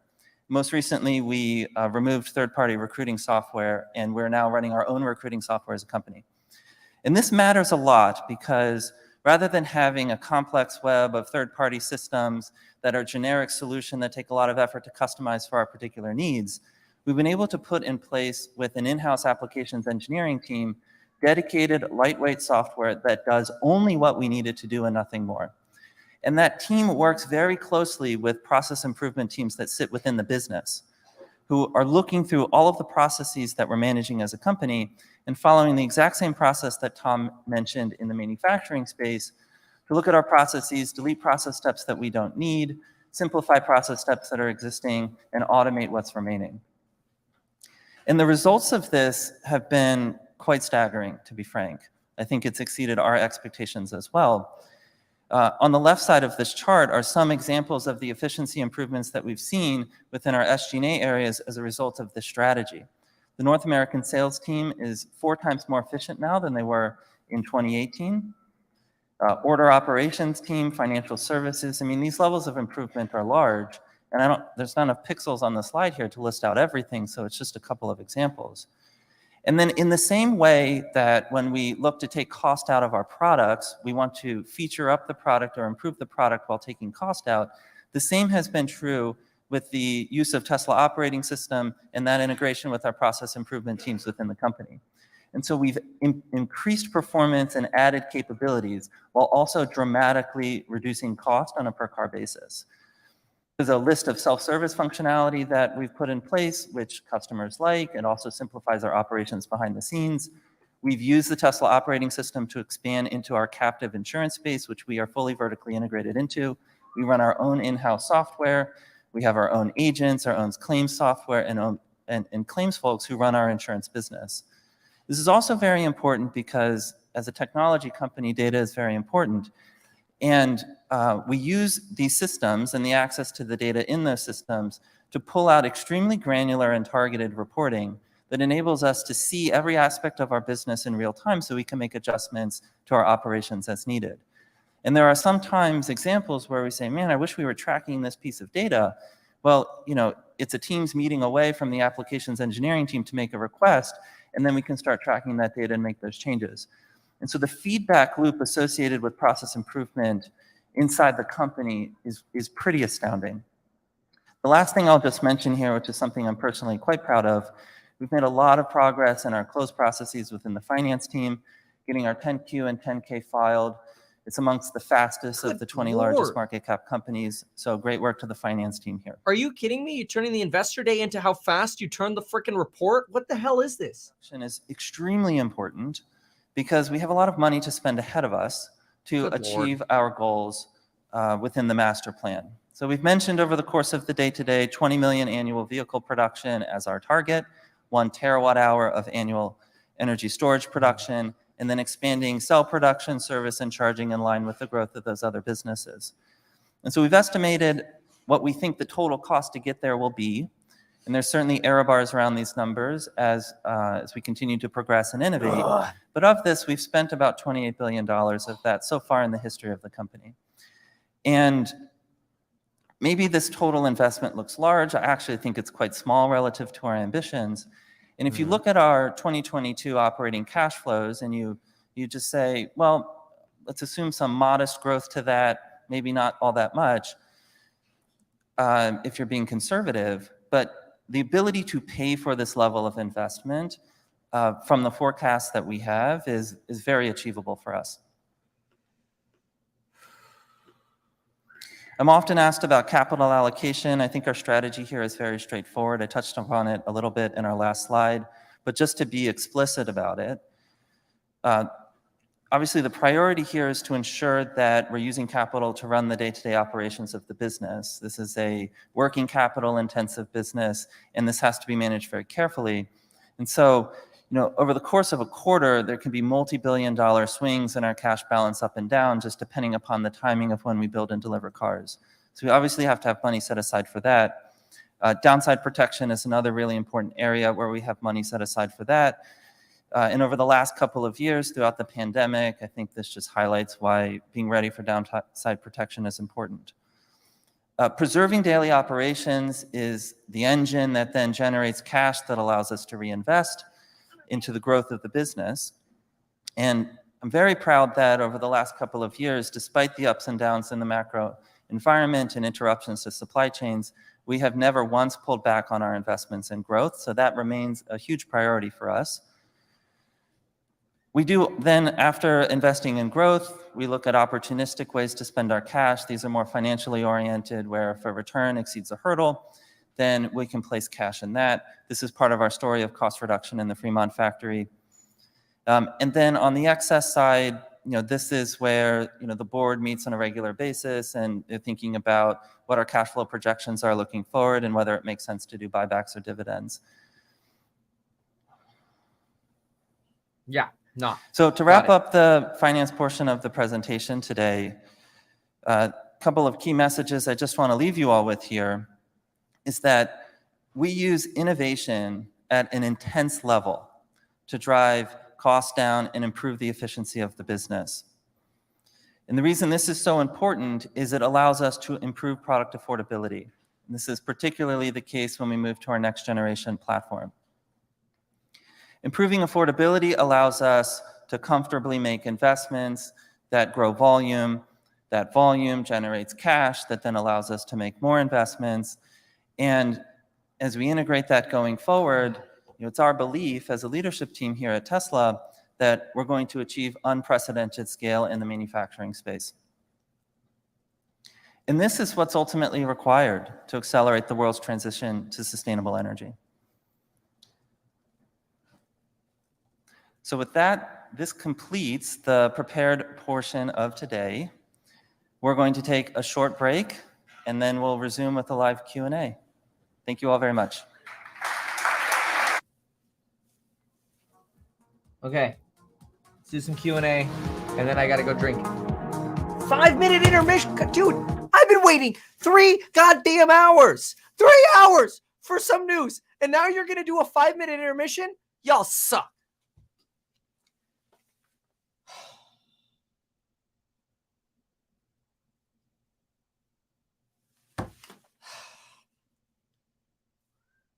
This presentation is straight up a middle finger to investors. Like short term, long term, I don't care. Like the only way you could somehow say this presentation was good is if you're hoping that the stock crashes tomorrow, which is down like 4% in post-market, so you can add. That's it. Otherwise, this presentation was a waste of time. It's a complete, utter waste of time. It was an uncoordinated presentation. But to me, it felt like Elon Musk is like, all right, guys, Master Plan 3 is all about scale. Everyone from every department, can you get together and I don't know, talk about that? Okay, thanks, bye. He's too damn busy at Twitter. That's what this is. This presentation is so bad because Elon Musk isn't leading the damn team. He's too busy at Twitter.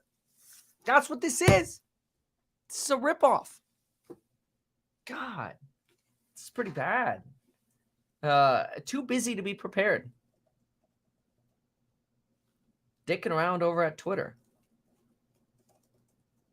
That's what it is. And again, look, long term, does it really matter? No, of course not. But as a way to say thank you to your investors, this was a middle finger, man. This is a middle finger. Everyone who owns Tesla stock just got a middle finger by a disgustingly unprepared presentation from Tesla. Darwin Lopez says, yes, but you can blame him. Fuck yeah, I can blame him. How long have they had to prepare Investor Day? How long did they have to make this about investors? Instead, we got clickbait bullshit. That's what we got. And an uncoordinated presentation. This was exactly what not to do. That's what this was. What not to do. This was not Tesla Investor Day. This was Tesla Short Seller Day. That's what today was. Tesla Uninvestor Day. This was a thank you to Tesla Q. This is complete trash. We should be billing for our time. This was so garbage and such an insult to anyone who is a Tesla investor. That's what this is. This is an insult. Tesla should be embarrassed by this presentation.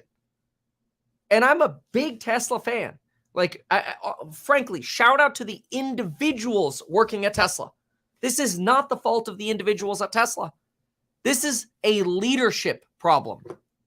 This is the fault of Tesla's leadership not coordinating properly and preparing. This is a lack of preparation. This is what you get when you don't get a prepared company. This is turning it, this presentation felt like Microsoft, and you've got Microsoft Word and Microsoft Excel at war with each other, talking about two totally different goals and visions. That's what you had here. This was a bureaucratic disaster of hell.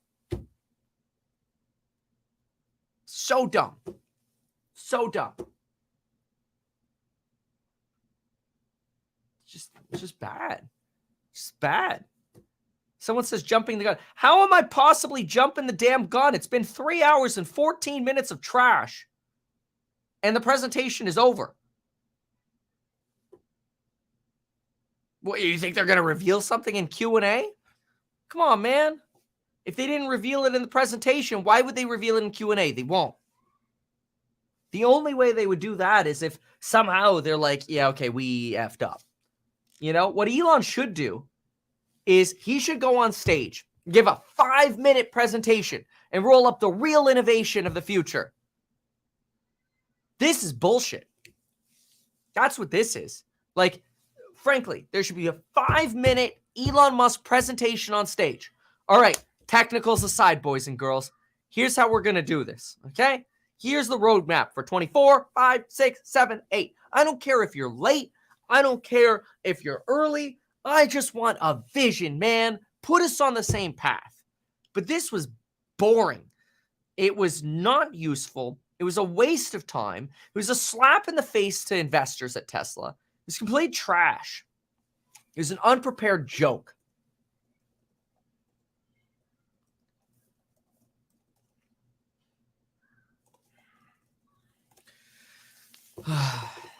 Wow. Well, after this intermission, we'll get some Q&A here.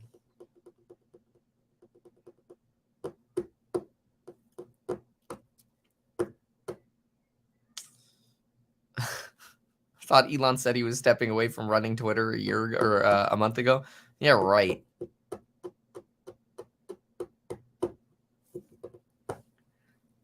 He didn't sell $24 billion of Tesla to step away from Twitter. Of course not. Maybe this was a good presentation if you were like doing something else and multitasking. That's what this is. This is like one of those presentations you kind of like put your headphones on and go do something else. Anything else. You know, go have some Tesla tequila. Listen to this on the side. This is a joke. Tesla's tanking. Tesla down 6.6% in after hours on this trash. That's down 1.4% on the day. That puts it down. Boy, let's see. On Tuesday we were at 211. Now it's 189. 189 is the new divided by 211. Tesla just wiped off about 10.5% of its market cap thanks to this trash. You know, what's let's see here.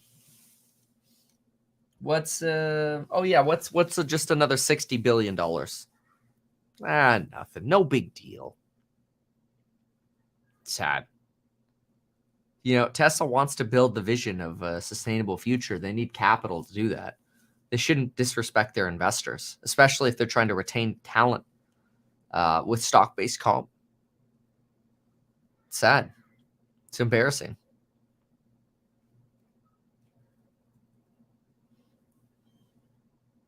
Oh, well. I guess we'll get a little Q&A. But, yeah, pretty rough. Pretty rough.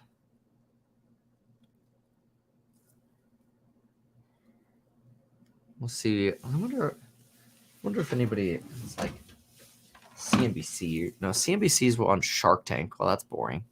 That doesn't sound good. Does anybody have anything to say about Tesla Investor Day? I mean, we'll summarize it, but I mean, I'm hoping to get a little Q&A in, but honestly, at this point, I don't know how much Q&A is going to be any use. Yeah. No. Burn. Oh, well. Intermission. Somebody saying, were you expecting a new product or something? I clearly outlined that I did not expect a new product. I clearly outlined what I expected multiple times. Oh, well. How to make a bad day worse. Good Lord.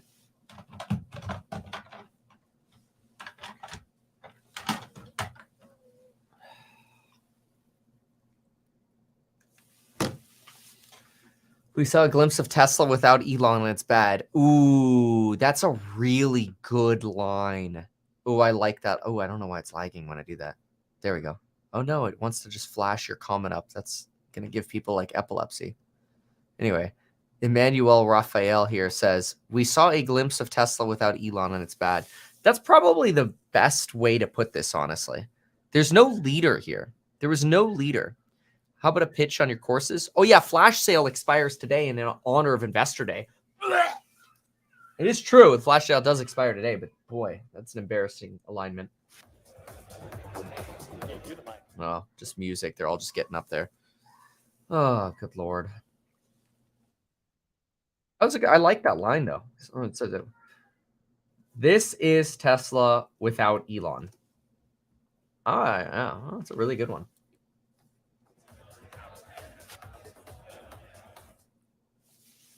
All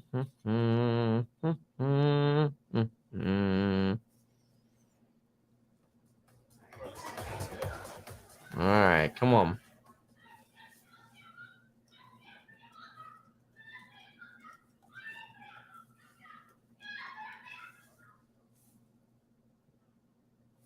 Man? Well, let's see. So this is probably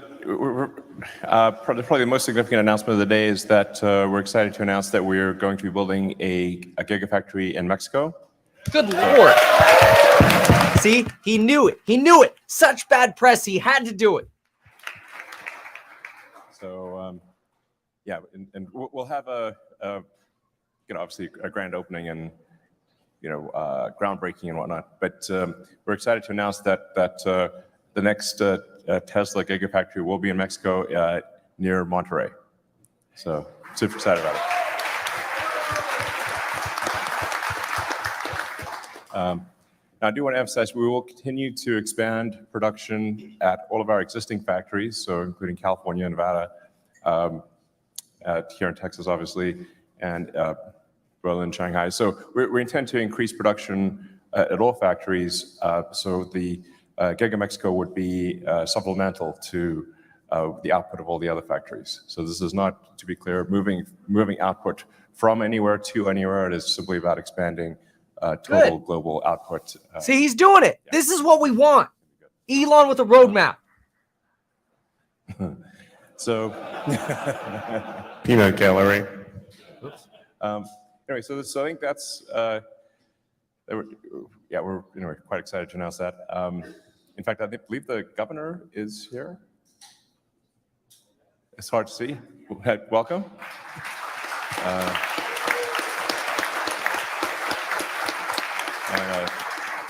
Secretary of State, I believe. We're looking forward to it and having a big event for the great groundbreaking and opening. So let's see. With that, we can move to I guess Q&A. We've obviously got significant bench strength here. Should probably have like a bench. And anyway, we maybe have too many people on stage, but we'll try to answer questions within reason. This is meant to be kind of more of a long-term sort of discussion as opposed to, what will be the production for the rest of the quarter type of thing.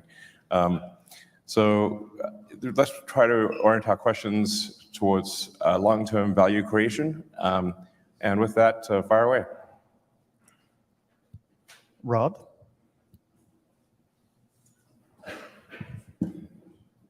Hi, it's Rod Lash with Wolf Research. Very exciting plans about the next generation vehicle and powertrains and batteries. I was hoping you can maybe talk to us a little bit about the timeline for deploying this. And it sounds like it's more than just a vehicle. This is a kind of a paradigm change on how vehicles are assembled, how batteries are put together and everything. And does that also just get reconfigured into everything that you do? So the Model Ys that are being built here will be built very differently in the future. Maybe just give us some feel for what happens from here and what's the timeline for implementation. Well, I'll talk a little bit about that, but broadly speaking, the most profound architectural changes will be in future vehicles. Retooling a factory means bringing the factory down for an extended period of time, and that would prefer not to do that, I think. But there are variants in how Model Y is produced. So we've got variants where there's rear casting, where there's a front and rear casting, and we have the structural battery pack.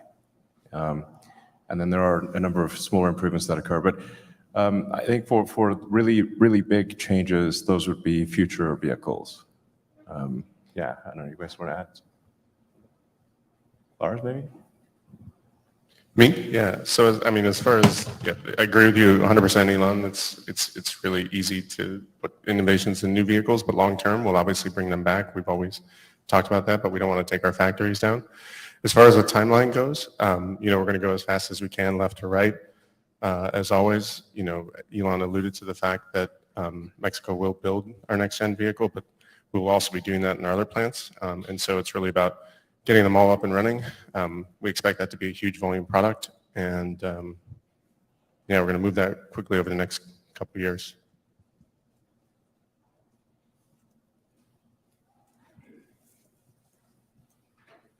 Let's go to Adam.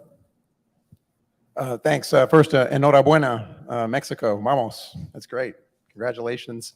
Elon, a question on applying first principles thinking and innovation to an area that up to now has seemingly been outside of your control, and that is on Media? mining and extraction of some of the key materials. I believe a couple years ago you had a patent on sodium chloride to extract lithium from some clays and spodumene clay and things of that nature. How does that fit into the plan of maybe bringing real innovation into a mining sector that could use a little, maybe waking up and getting those costs down? Because that could be a real gating factor, it seems. Well, we're going to address whatever we think the limiting factor is at any point in time. So we would like to do the least amount possible. So we don't want to get into the mining or refining sector. We will do that if we have to. I do think the focus really should be on refining capacity. We need to make just a very giant amount of anode cathode lithium hydroxide, lithium carbonate. It's really the refining capacity that is the biggest choke point. Yeah, so that's why we're building a lithium refinery in Corpus Christi. In terms of the mining companies that are out there and looking at that part of the value chain, so we do have large suppliers of lithium right now, and they are aware of how we're approaching the Corpus refinery and the technologies we're trying there. And the reason we're making them aware of it is because we think they're fundamentally more scalable. And as we prove them out, we plan to share that with them. Because as Elon says, it's not really like we want to do these things. We're doing them because it's not happening fast enough. So if we can prove that it can be done faster, the intention is to transfer that knowledge to our current suppliers. And the same is actually true. It was actually a clay process that we're playing with and we continue to work on. Same is true on that. So we've worked with our suppliers as well on trials and we're sharing knowledge there. And the intention is just to help the whole world do this better. And ultimately, this here is getting the lithium out, or whatever it is, out of the ore. And we're obviously building a cathode processing facility just adjacent to this building. So a little further down the road, you'll see another large construction. That's for cathode refining. But like I said, we'd really prefer if others did that. We're doing it because we have to, not because we want to. Yeah, and in that case, there just isn't really any large-scale cathode production in the United States, and it needed to be done. And again, if we're going to do it, we're going to try to do it from a first principles perspective. So we have tried a bunch of new things there. We're confident that they will work. And as they prove out, again, we want to bring them back to our suppliers so that they can build new facilities more quickly with less investment. All right, let's go to Ben. Hi, Ben Kayla for Baird. So similar on the renewable side, is there more that you can do in Tesla to nudge the rest of the renewable industry to speed up, since it's such a big pillar of the Master Plan 3? Well, I mean, I don't know what more we can do, but I can say that if there's like entrepreneurs out there that want to have like a guaranteed chance of success, it would be refining lithium or anode and cathodes or any materials whatsoever for lithium-ion cells. It's a no-brainer. Yep, I think we're doing everything we can. So yeah, on the renewable energy thing, the thing that we can do, Tesla, is the more we reduce the cost of storage, the more we reduce the cost of stationary storage, and the more we bring like flexible load to the grid in the form of like cars charging at the right times, the more valuable renewables are. Because in like Texas right now, I wasn't joking, like there's a lot of wind, and at night there's like almost too much wind because they don't want to turn the nukes off or whatever. So bringing really low cost storage onto the grid makes renewables more valuable, which ultimately will accelerate their deployment. So that's how we focus on it, I guess. Yeah, Felipe?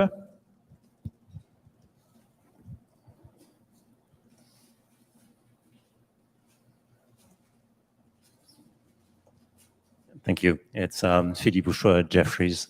I've got two questions. The first one, when I think about in this industry, everybody wants to be Tesla. Every car maker is trying to emulate what you're doing. That guy's falling asleep. One thing they don't do is there he goes. Focus on having as much growth as possible with as few models as possible. So I'm just trying to understand, as you aim for 20 million units in 2030, how many models do you think you need to get there? And how does it fit into your drive to hyperscale? How do you manage this? And also the fact that probably consumers at some point don't want to see a Tesla or the same Tesla at every street corner. So I'm just trying to get your sense of that. And my other question is on bidirectional. I mean, you talked a lot about making a world more renewables and better usage of cars.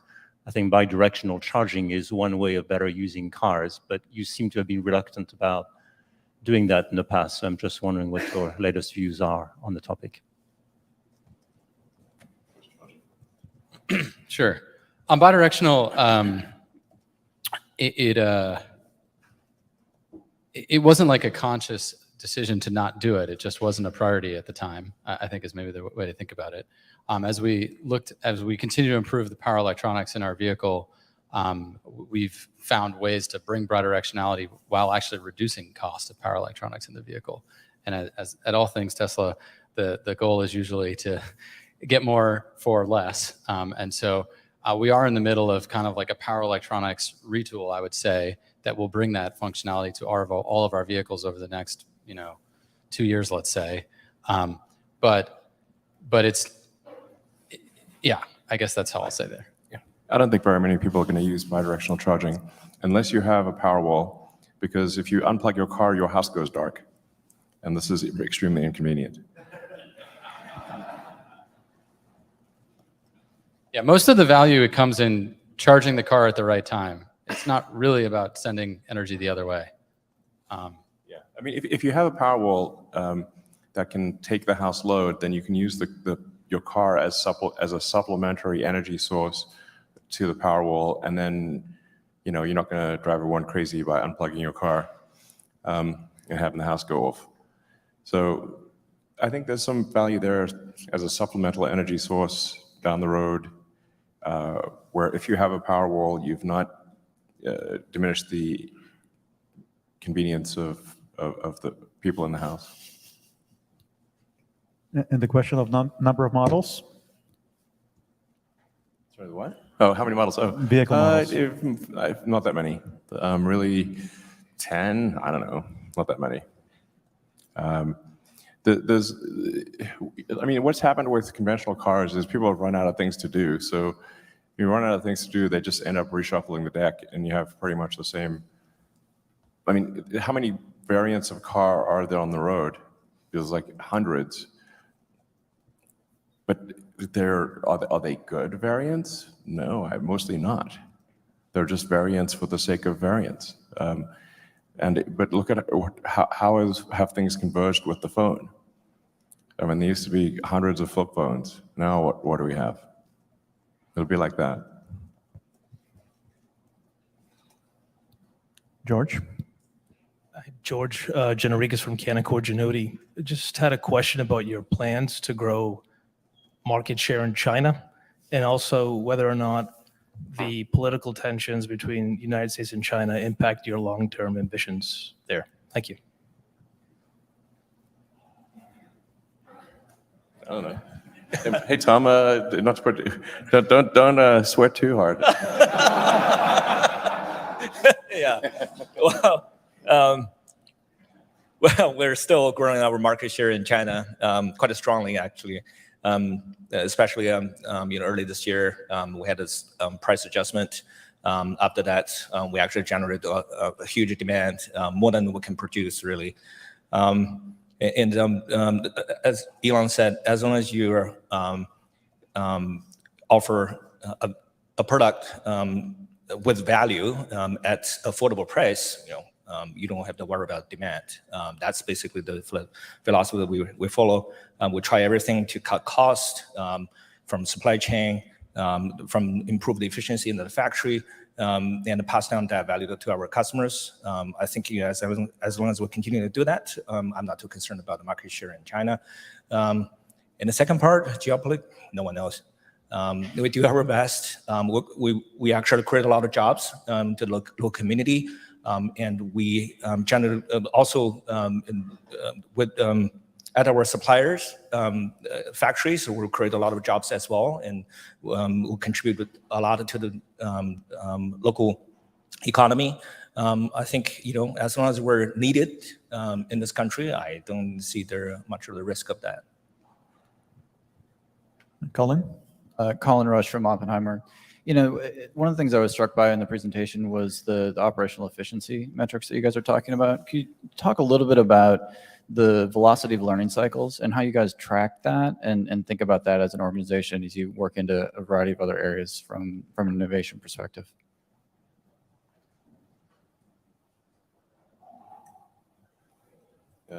Anyone want to try that? I mean, I'll say one very high level thing, which is you can't improve something you don't measure, and we're like ruthless measurers at Tesla.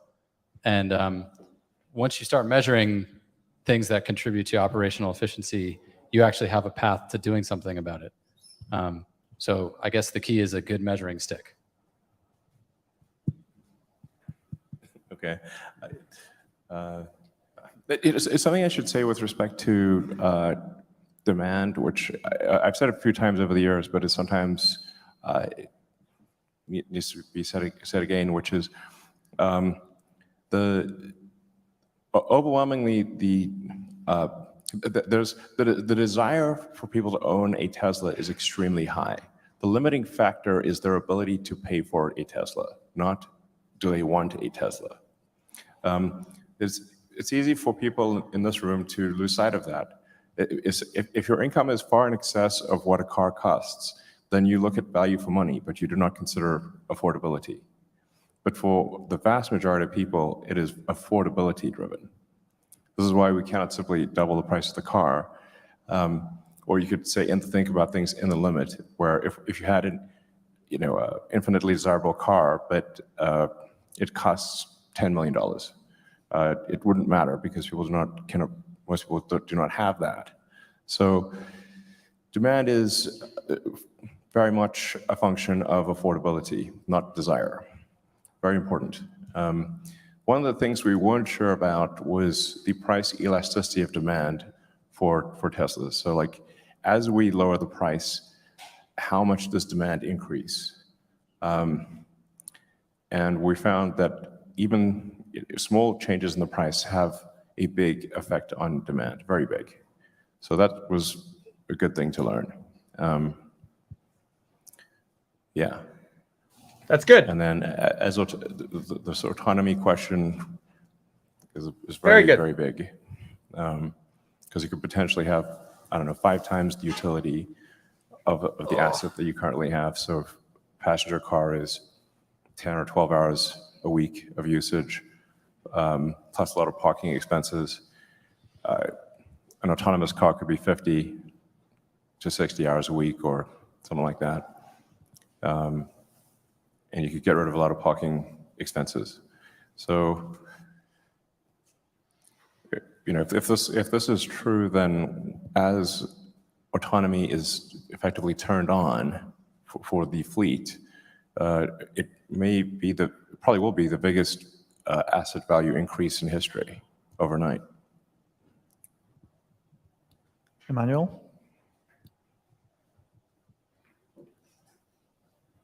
Thank you so much, Emmanuel Rosner from Deutsche Bank. So as you start launching this next generation vehicle and ramping up volume, what will be your nearest term priority in terms of segment or vehicles focus? The slide that you showed with 2 vehicles on the wrap seemed, based on form factor, one of them maybe looks like a van, another one looks like maybe like a smaller vehicle, like potentially a Model 2. I guess, what is the nearest term focus for you in terms of ramping up the next gen vehicle? And how do you make sure that by lowering the price point so much, because the cost is going down 50%, you're not cannibalizing demand, for your existing Good question. vehicles? Very good question. That's a real investor right there. Analyst. Smart. Demand for our vehicles in terms of desire to own them may as well be infinite. It's indistinguishable from infinite at this point. So affordability is what matters. So as you make the car more affordable, we will have demand go crazy, basically. The issue is, how do we build the cars? The hard part is building the cars. I can't emphasize that enough. The hard part is building the cars and the entire supply chain that goes with the cars. This is a logistics challenge of extraordinary difficulty. All the things that have to go into the car have to scale with the car, while everything is doing an exponential ramp. And if you miss even one of those things, doesn't matter why, earthquake, flood, fire, revolution, I thought I've heard them all.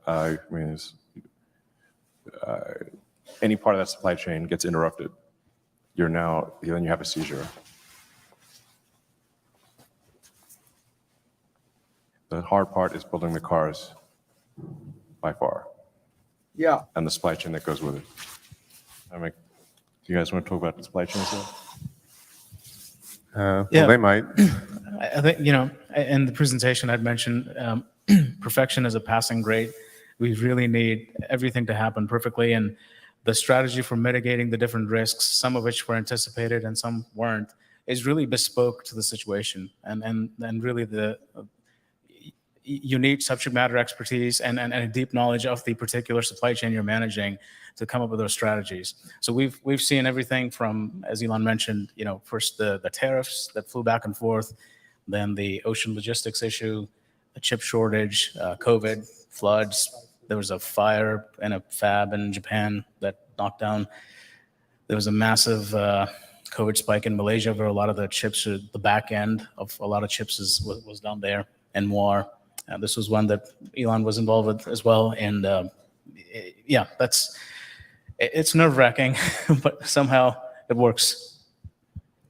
Yeah, and although it's difficult, I think we have been laying the foundation to be as intimate to all the tiers of the supply chain, building that control and directing the different tiers of supply chain. That's the way we are trying to mitigate the risks that come with it. Again, dual sourcing, triple sourcing, having redundancy is the way we've been trying to mitigate for it. Yeah, on that point, when we think about vehicles, when you think about 3Y as an architecture, SX as an architecture, our next generation platform is more than one segment. And really, we're thinking about all the segments that are available that we haven't captured and where the market would be, and designing it with our supply chain partners so that we can go quickly through those segments for where we need. But to Elon's point, if you make a car desirable and affordable, oftentimes it doesn't necessarily matter what segment it's in, because it's one that you want. And we've seen that with Model 3 when a lot of people thought the sedan was not going to be a great hit, but we sell tons of them. So the next generation platform is not one vehicle. It is multiple, and it's on a segment that we will really try and focus on that affordability and desirability point moreover than where we started. Yeah, I mean, I think it's an old saying, like, battles are won with tactics, wars are won with logistics. The logistics challenges here are enormous.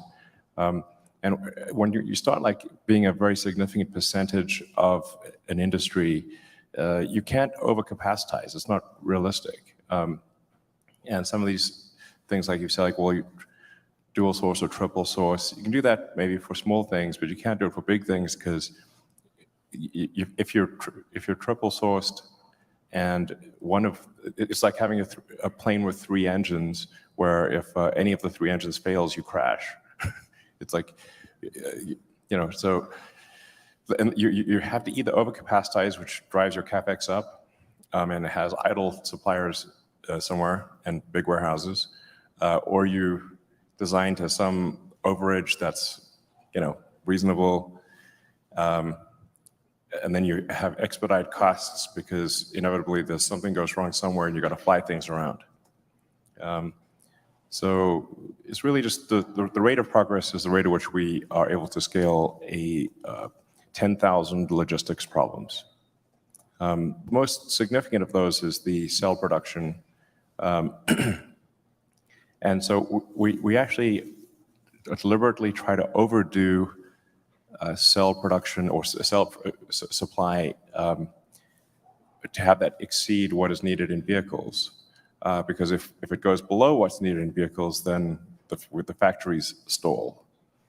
But then what do you do with all these extra cells? It's like, well, okay, so the much easier thing to scale up and down is Powerwall and Megapack output, stationary storage. So we can then overcapacitize in cells and packs and scale production of stationary storage, which is much easier to scale than vehicle production. So that's strategically, I think, a good thing. Yeah, I mean, the CapEx for Megapack is tiny compared to CapEx for vehicles. And also Megapack demand is quasi-infinite. It basically, as long as we are competitive with utilities, we can sell as many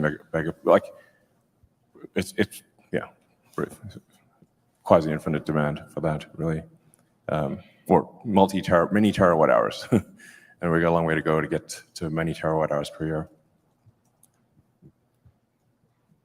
Dan? Let's go to Dan. I'm about to give up. Dan Levy, Barclays. I think we know competitive dynamics differ significantly by region. Cost dynamics differ by region. We saw that with your China Gigafactory, far superior cost to what you had at Fremont. I realized it was a new factory, but there are clearly different dynamics. So to what extent are the cost strategies that you've laid out today, do they differ by region, or is there more of a global one-size-fits-all approach? What is this stupid question? You don't think it's cheaper to manufacture crap in Mexico than in California? Come on, man. Yeah, I think we're pretty consistent on the strategy here. We'll try to as much localize it as possible. Like in China, 95%, over 95% of our supply chain are localized, all the way from the first tier, the second tier, and to the third tier. And that give us, generated a tremendous savings on COGS. We also have a very localized labor force. We have access to skilled labor force in the region and Yangtze Delta region in Shanghai, I'm particularly referring to. Among over 30,000 of employees in China, we have probably less than 20 expats. So it's very deep localization we have done there to be able to have such cost structure, and we try to replicate this approach elsewhere in different gigafactories. Of course, supplier bases are different. The labor market are different, region by region and country by country. But we try our best to localize. Yeah, and I think that's absolutely give us an advantage to compete with the auto OEMs around the globe. Another thing is, we have this direct selling mode. Like Zach said, we save a tremendous money on OPEX as well. We have full control over all the expenditures across the company, and we don't spend money on marketing or advertising. Everything we saved will become the value we can offer to the consumers. So on that part, we also follow pretty consistent strategy over the years. I mean, certainly the manufacturing stuff that Colin, Pete, and myself talked about, whether you make it here or you make it in Europe or you make it in Asia, it applies everywhere. We think about that from the ground up, not specific to any region.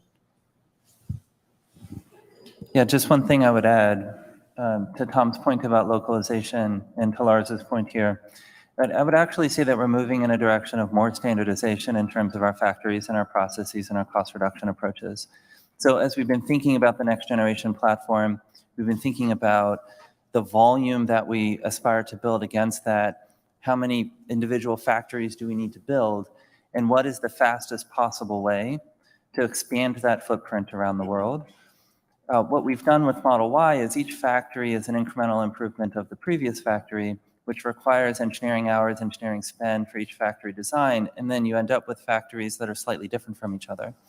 All right. As we move towards... You know what? Look, I've had it. We're going to do a summary. This is just, I can't take it anymore. I'm going to do a summary. Look, if there's something crazy that happens in the next 10 minutes, we'll hear about it on Twitter. But look, we're coming up on 4 hours here, and I'm ending this crap before we hit 4 hours because I'm pissed. Now we got to do a summary. I am pissed. I am utterly pissed at Tesla for the absolute lack of presentation prep. Elon Musk was apparently up at 2 a.m. yesterday, dicking around testing a new feature on Twitter Spaces, and now he's sitting on stage looking like he's about to fall asleep. It's no surprise that a presentation that Tesla was preparing to put on for the last, 6 months is a complete flop and a complete disaster. This felt like sitting in a video game with a shotgun, sitting outside of somebody's door camping them, only to realize that the people inside have logged off. Elon Musk has logged off from Tesla. This is disgusting. It took him reading all of the hate on Twitter to finally actually announce the Giga Mexico, which, wow, cat was already out of the bag 4 weeks ago when Bloomberg announced it. And yesterday, look, Elon's like falling asleep here. Come on, man. He can barely keep it up. And that's right. If you want to lose a boner, this was a 4-hour presentation for you. This was disgusting. Now, look, I already hear it. I hear the people going, oh, but Kevin, if you're really a long-term investor and you're not a trader, you should be buying the dip. You don't get it. Most humans evaluate a company and how they feel about the company by the stock price. That matters for the damn retail community and for the employees. You don't have to talk to me about long-term investing. I get it. When I see long-term trends, I flip-flop and I tell everyone about it.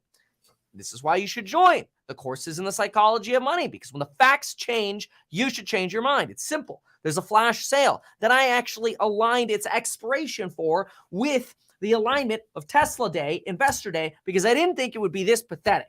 This is now embarrassing that the expiration of the flash sale aligns, where you get lifetime access for the programs on building your wealth, with this presentation, because it was a joke. Now, some people are like, but Kevin, if you were an engineer, you would appreciate the information. Hello, they presented 99% of all of the information they talked about today in other presentations. They used the same damn graphics. They used virtually the same damn information as they did on AI Day and Battery Day. We barely got anything else. We basically got the Optimus robot jerking some sort of object up and down and like basically trying to envision it building itself. Great. The last thing I want is a robot being able to jerk itself. Okay. Look, what we need, what Tesla investors need, is an investor day that is a thank you to investors, a roadmap to investors. This was a middle finger to Tesla stock investors. This is how you burn the stock and create a downtrend. It's almost as bad as Elon dumping $24 billion worth of shares in 2022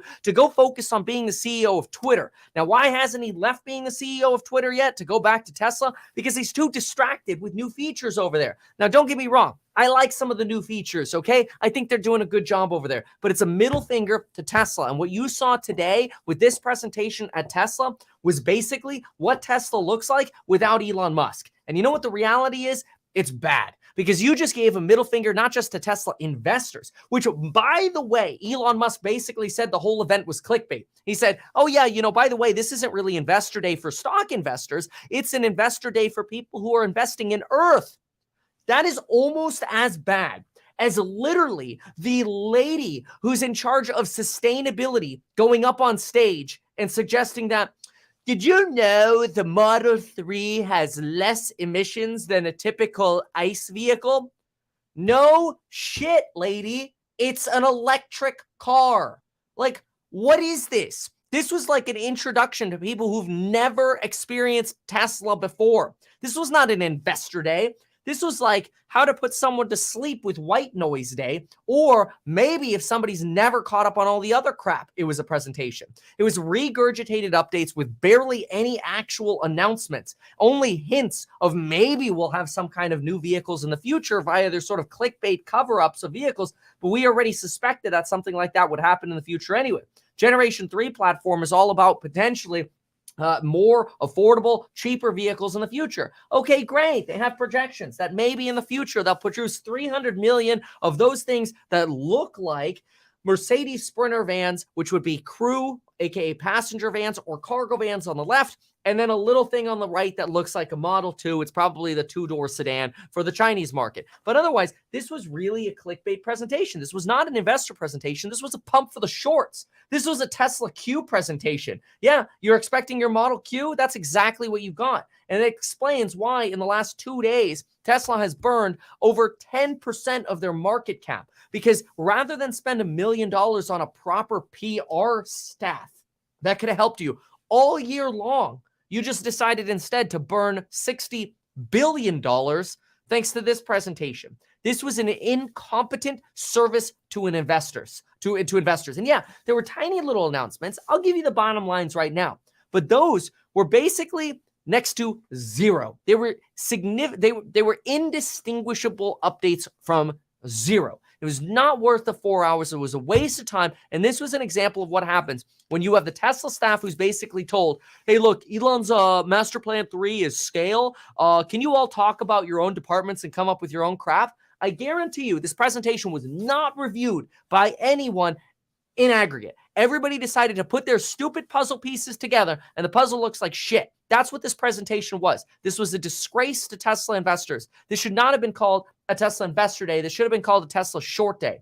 Now, look, Okay, great. They start with how 80% of energy today comes from fossil fuels. If we put the entire world on sustainable energies, it would only take about 1/3 as much energy, or actually they said half as much energy if you go to sustainables. That's great. But right now, 1/3 of the energy we use gets wasted in the form of waste heat. We really need like 240 terawatts of storage, and they give some numbers that equals like 30 terawatt hours of renewable energy production plus the storage. And the battery systems are great because they have management systems that make it so that utilities can use renewables with reliable uptime rather than the systems coming down. Basically, in order to have the storage needs that the world would need, you'd need about 61.5 million megapacks. They only produce about 10,000 a year. So great. Yes, Tesla's going to 6,100x. Fantastic. Okay. So they want to do 20 million vehicles. We heard that a million times before. Yeah, they showed us a cover-up car. They showed us a cover-up car 2 or 3 years ago as well. Nothing new. Okay, they want to go mostly with EV, and they can even maybe in the future use EV because electricity can make methane, which means you could even create rockets out of electric vehicle or out of electric batteries, but you probably need hydrogen for some certain commercial applications.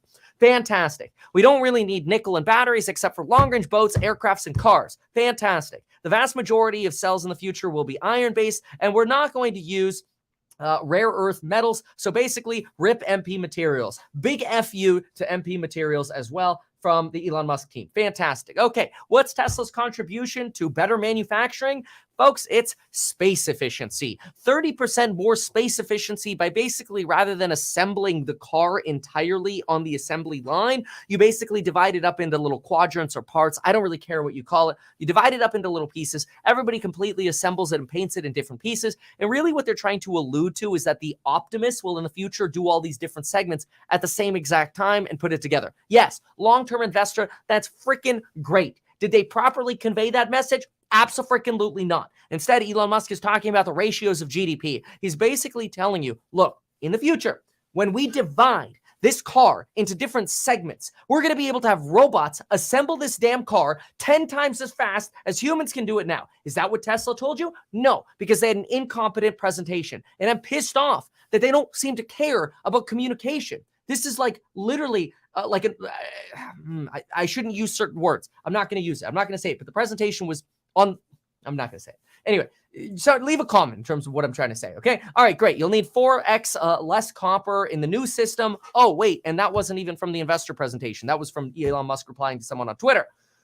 The Optimus showed itself being built. Okay, whatever. That's not a big deal. Okay, they didn't find any useful gearboxes. They had to custom make stuff. Okay, they can make 12-volt batteries cheaper, and everybody's going to go from the 12-volt architecture or to the 40-volt architecture, or they're going to die. Fantastic. Their computers are faster. Their AI is the best in the world. Blah, blah, blah. The S and X have eliminated 40 parts, reduced the cycle time 10%, more factories to come. That's it. They didn't even talk about the copy and paste model. And it was only after Elon got shit on Twitter that he actually announced the Mexican factory. I don't know. Maybe he was waiting for the governor of Mexico or something to show up. I have no idea.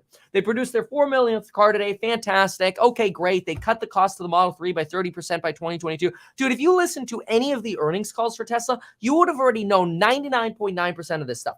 So if any long-term investor is like, but if you listen to the details, it was good. The details were all regurgitated. Look, I understand. Long-term, yes.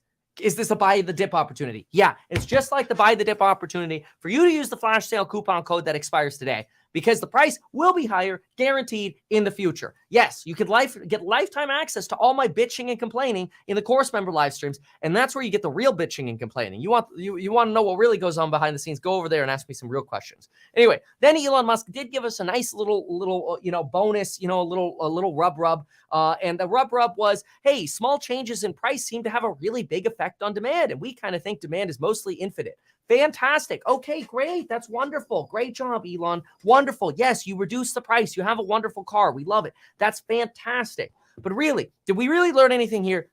No. This was a boring waste of time, and it was a communication failure. All you needed, literally all you needed today was Elon Musk with 15 minutes standing in front of everybody, and all he needed to say was, hey, folks, here's my plan. Here's my plan. And the plan of Team Tesla, it kind of sounds a little Trumpian. The plan is to go hugely. We're going to build gigafactories everywhere. In fact, today, we're proud to announce the Mexico Gigafactory. Clap, clap, clap. Okay, wonderful. Then we just got approval for permits to import vehicles in Malaysia. And then we're going to build factories out there, and they're going to be huge. They're going to be the best factories ever. Then we're going to build some more factories. We'll consider Vietnam. We'll consider the United Kingdom. We'll even consider Canada to make sure we can take advantage of the Inflation Reduction Act to bring costs down for you.